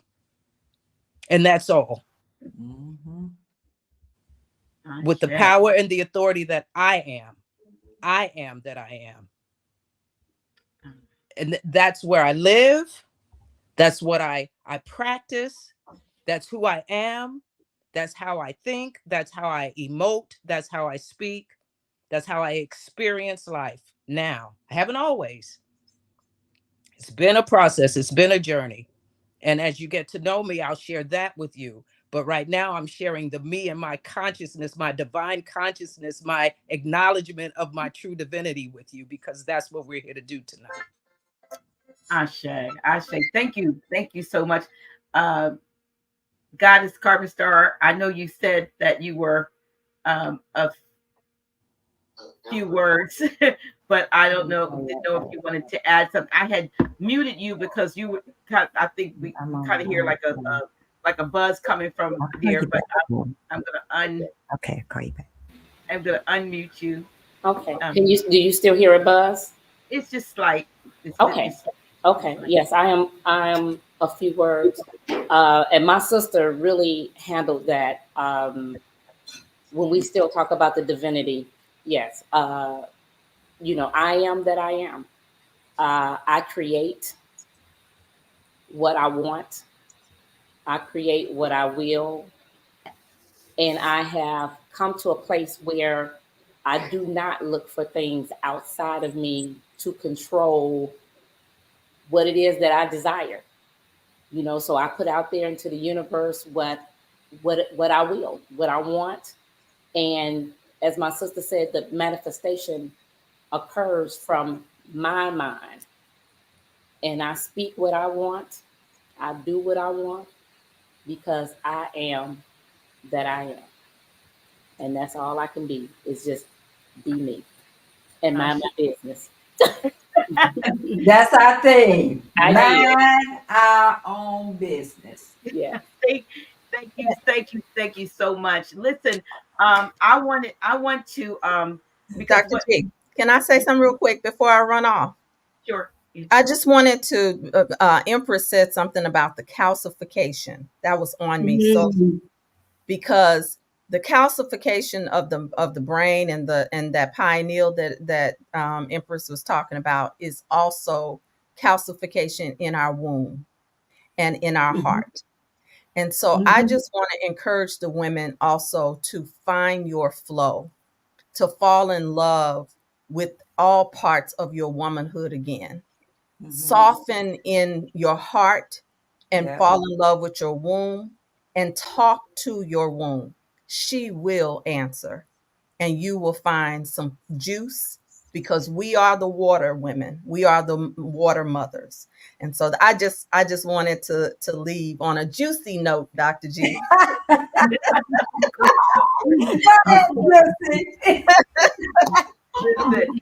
I'm juicy now.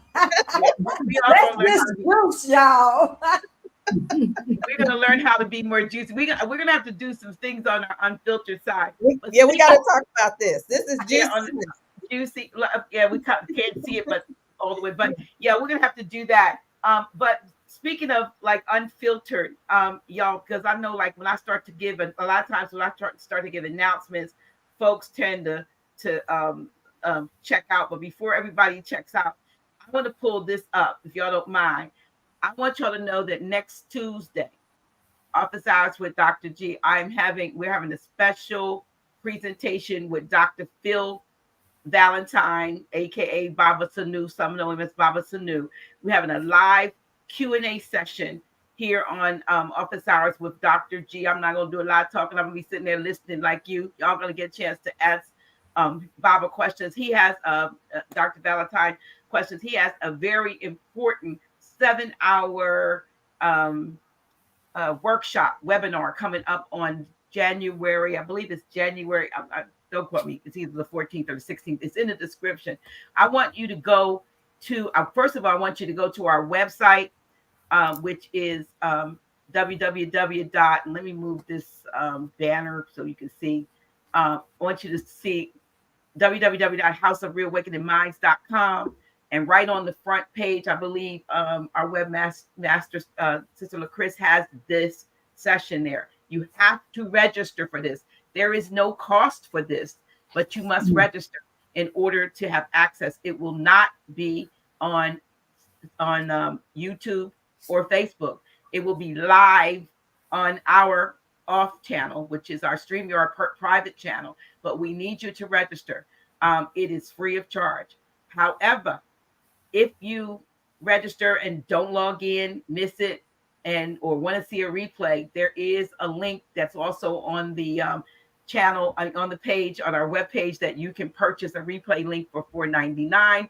After the fact, I advise you to sign up and log in on next Tuesday and be in there. Share this with others. Let them know. Dr. Phil Valentine, he's gonna do a no holds bar Q&A. He's gonna answer, you know how he is, but he's gonna do a 7-hour webinar. I believe it's January 14th, and it's gonna be on what's going on right now.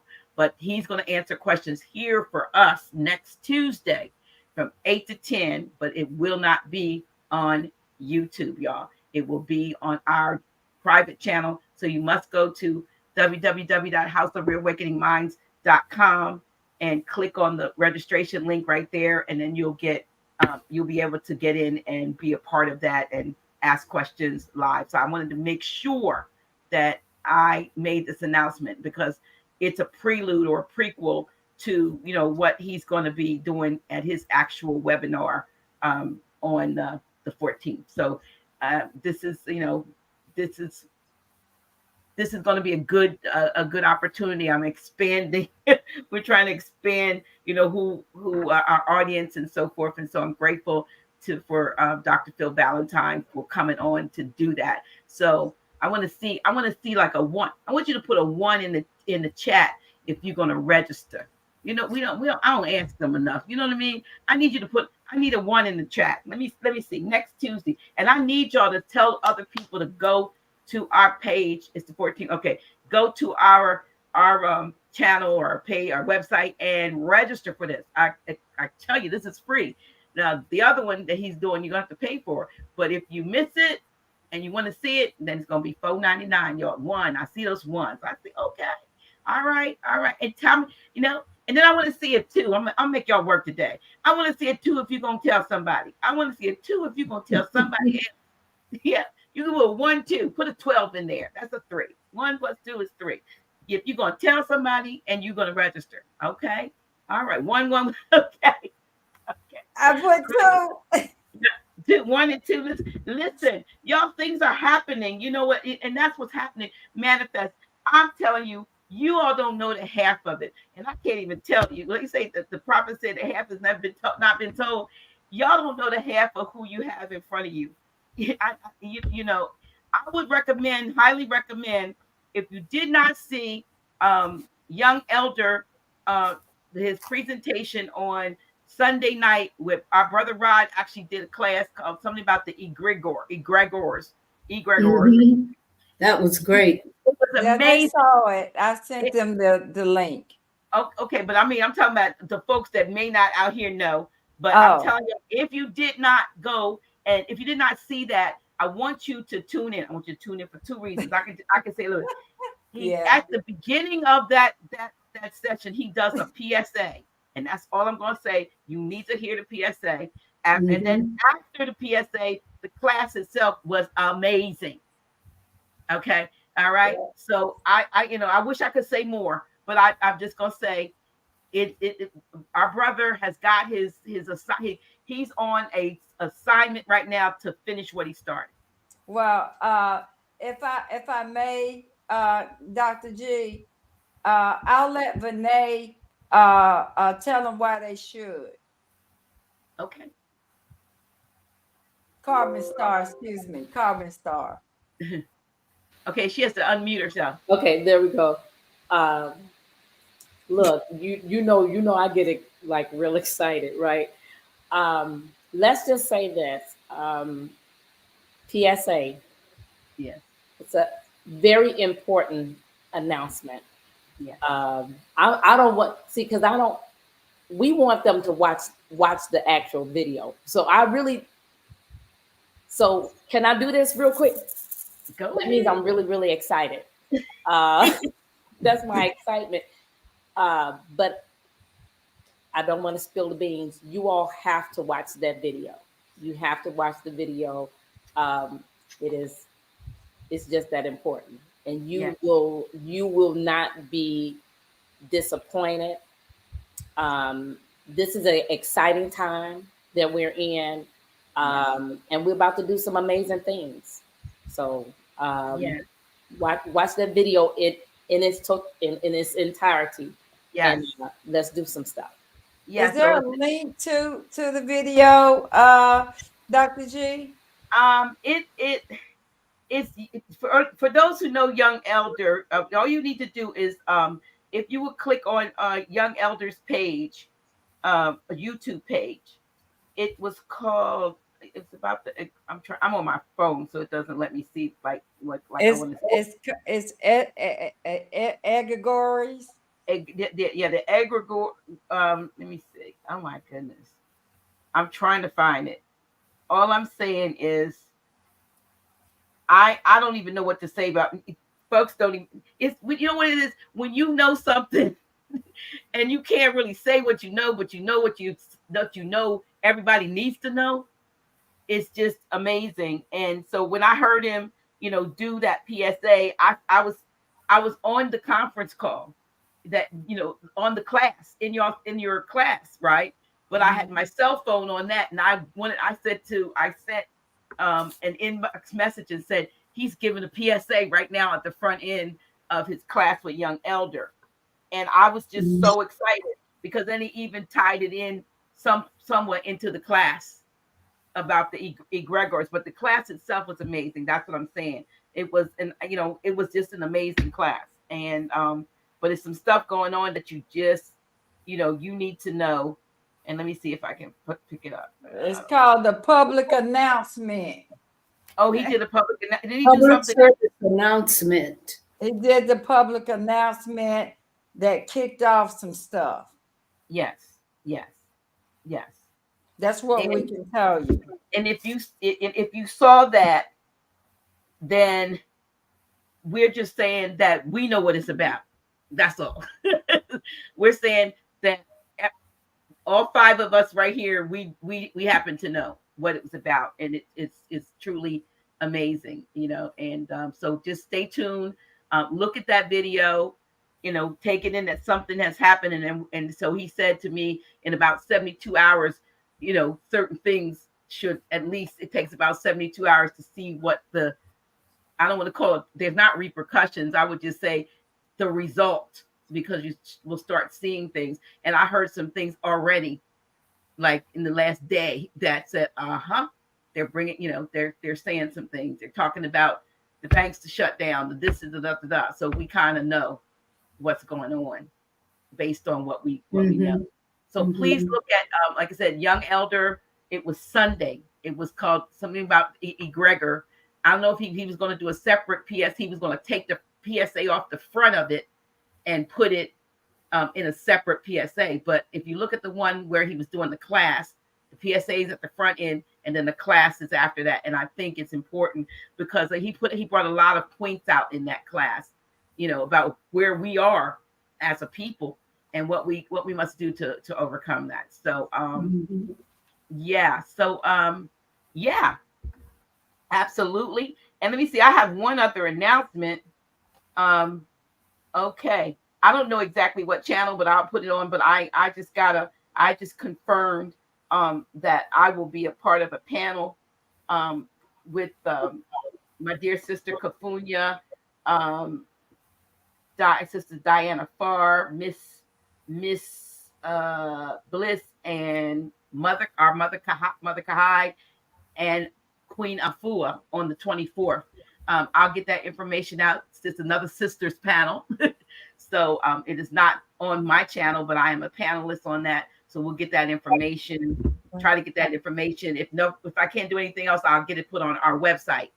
I'll make sure it's on the website so that you all, when I get the link, you all can be a part of that. I don't know, y'all. This has been wonderful. This has been awesome. And I know we have some great things ahead that we're looking to do. I love each and every one of you. I appreciate you to the utmost. This has been, we're going to see how we can tie our, the war, the women that are ready. Like I said, the weapons of our warfare are not carnal, but, they are mighty, and they're eternal, spiritual weapons that we got to pull down every stronghold, everything that exalts itself above the knowledge of God. We can bring it down. We can bring it down. We can bring it down. Absolutely. So we are excited.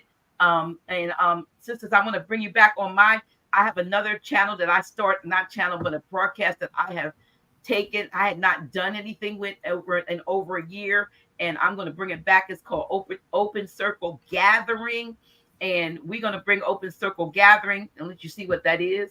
I had let me see this one. I'm sorry, this one. Open Circle Gathering, delving into life's mysteries to achieve life mastery. And that is a channel or a program to talk about stuff like this, to talk about the spiritual and the metaphysical and those things, the supernatural, to bring our gifts, to bring, if you're like me, I'm a divine, I do divination. I work with pendulums, and I work with crystals and things like that. I don't talk about it all the time, but that's what I do. That's us. That's us. I do energy work. That's us. We got the power. We need to use it wisely. And so on the Open Circle Gathering, we'll be able to bring all that stuff in. And I hope that you all will come and be a part of. That's a early, like mid-afternoon Sunday, like maybe it's like an hour and a half. And we will invite anybody to come in, whatever your spiritual belief is, but we can sit at the table together and not fight about it, but let's talk about it. Yeah. Let's find our common ground. Right. So thank you again, each and every one of you. Thank you, you, and you. I'm going to bring this banner up one more time because I want to make sure that they know about next Tuesday, because I can't put it on, this channel here because I can't, but we're going to use our unfiltered channel. So go to www.houseofrealawakeningminds.com right now and register. I should see those numbers. I can go in there and and look and see how many numbers are coming up. Just register. You just put your name and your email address. That's all we need. And then you'll go back to that link on next Tuesday. And just like you see this, you'll see that it just won't be broadcast anywhere but on our internal channel. It'll be the same exactly. You'll be able to see this the exact same way you see YouTube and Facebook. So there's nothing different. And if you see it, you won't have to pay for it if you come in. But anytime after Tuesday, it's $4.99. And we do have a QR code that you can purchase that replay link. But I want you to see it in the live. Be a part of the live chat. Get your questions answered. And last but not least, Greg Sheik and I will be back on Friday. So I got a couple times this week to do part 2 of where we started week before last. He told me to do part 2, and we're going to do that this coming Friday at 7:30. I think that's it, y'all. What you think? I think that'll be a wrap. I thoroughly enjoyed myself, and Mama Kali Cali. Kali. Helena, she is one of us. She sent a text saying she's been trying to reach you and connect with you. So I will give you. She's listening. I will give you her number if you would be so kindly to give her a call. I think you would be very proud to talk to her, to speak with her. And then someone asked in the chat about obtaining your books. Your books are available on Amazon. Am I correct? At Amazon.com.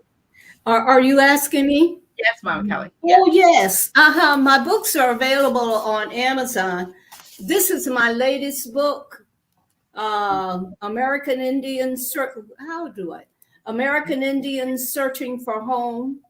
It's short stories written while I was living in Ghana, and it's a lot of revelations about living abroad, and a lot of the spiritual work that I did while I was there. The Diaspora Road in Ghana, American Indians Searching for Home. That's the other one. And the first one again, you want to put that up again because what's that? Yes, American Indians Searching for Home. No, the other book. Oh, yes. Global Transformations, the Rise of Feminine Power, and the Ascension of the Ethiopian King. Yes. Okay. And like I said, the Ethiopian King is the new North Star. We're in a pole shift now. All right. Thank you so much. And my books are available on Amazon. Thank you all. Thank you all. Thank you all, one and all. Read the description. You have content. We have contact information for Empress Rarebird, for Mama Cali, and for Rev Coach LaTonia Taylor in the description and links there. You can, if you want to get in touch with Lady Dancing Sun and Goddess Carbon Star, get in touch with Empress Rarebird. No. They'll give you the Legacy Committee email, and if you guys would, because they look. Oh, that's right. They take the load off of you. They take the load off of me, and I let them so that people won't. They're my filter, really. So please. And if you want to know about your the course, the 12-step course, and other things that you're doing, these ladies will be able to. Okay, Goddess Carbon Star, the regulator, and we're not going the right way. The mediator. And that website is the email address that they can reach out or the website. But they can also go to the Instagram. Can they go to the Instagram and there's the there are the links there on your. I haven't. I have to find somebody to help me with that. But in the meantime, if you could get it, they'll give you the email Legacy Committee. If you guys would give the information now, please. Yes. Actually, I'm also put it in the chat. Comment. Yes, put it in the chat. But it is legacy.CherokeeNationState@gmail.com. So if you have any questions, concerns, comments, you can reach the Legacy Committee there. And if it's something that is for Empress, we will pass that information on as well. Okay. Right. And I do have Instagram. It's Gnosis on the Move. You just look that up, and then the people. It's in the description. Okay, thank you. The links are in the description. So, yeah. Okay, I think you're putting that in, right? Okay. Well, I think that's about it. I have enjoyed you all immensely, and I am looking forward to the next time we come together. So with that, that we give it all right, there we go.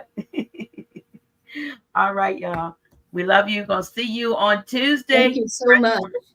Thank you so much. Thank you for having us so much. Love and light. Love and light to you all. Mother, I sent the phone number to you. Me? I sent the phone number to you in your text. Oh, okay. Thank you very much. All right, love and Okay, light. we out of here. Okay, peace. Peace. Thank you.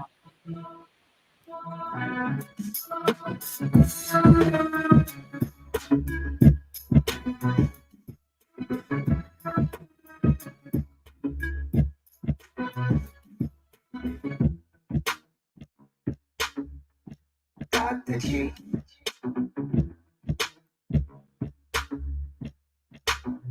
Really? Who's she? Yeah, that's me. Dr. G.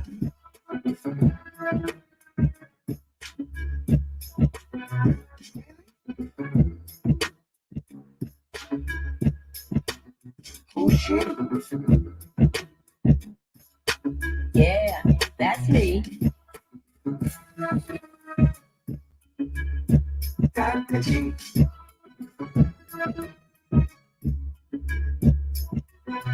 Really?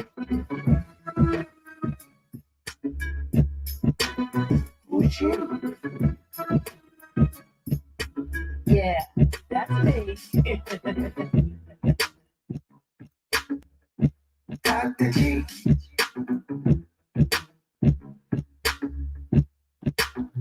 Really? Who's she? Yeah, that's me. Dr. G.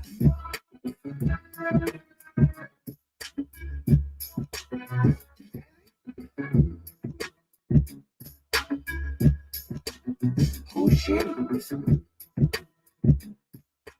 Yeah, that's me. Dr. G.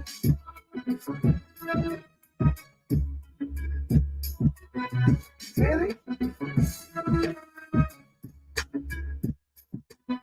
Who's she? Yeah, that's me. Dr. G.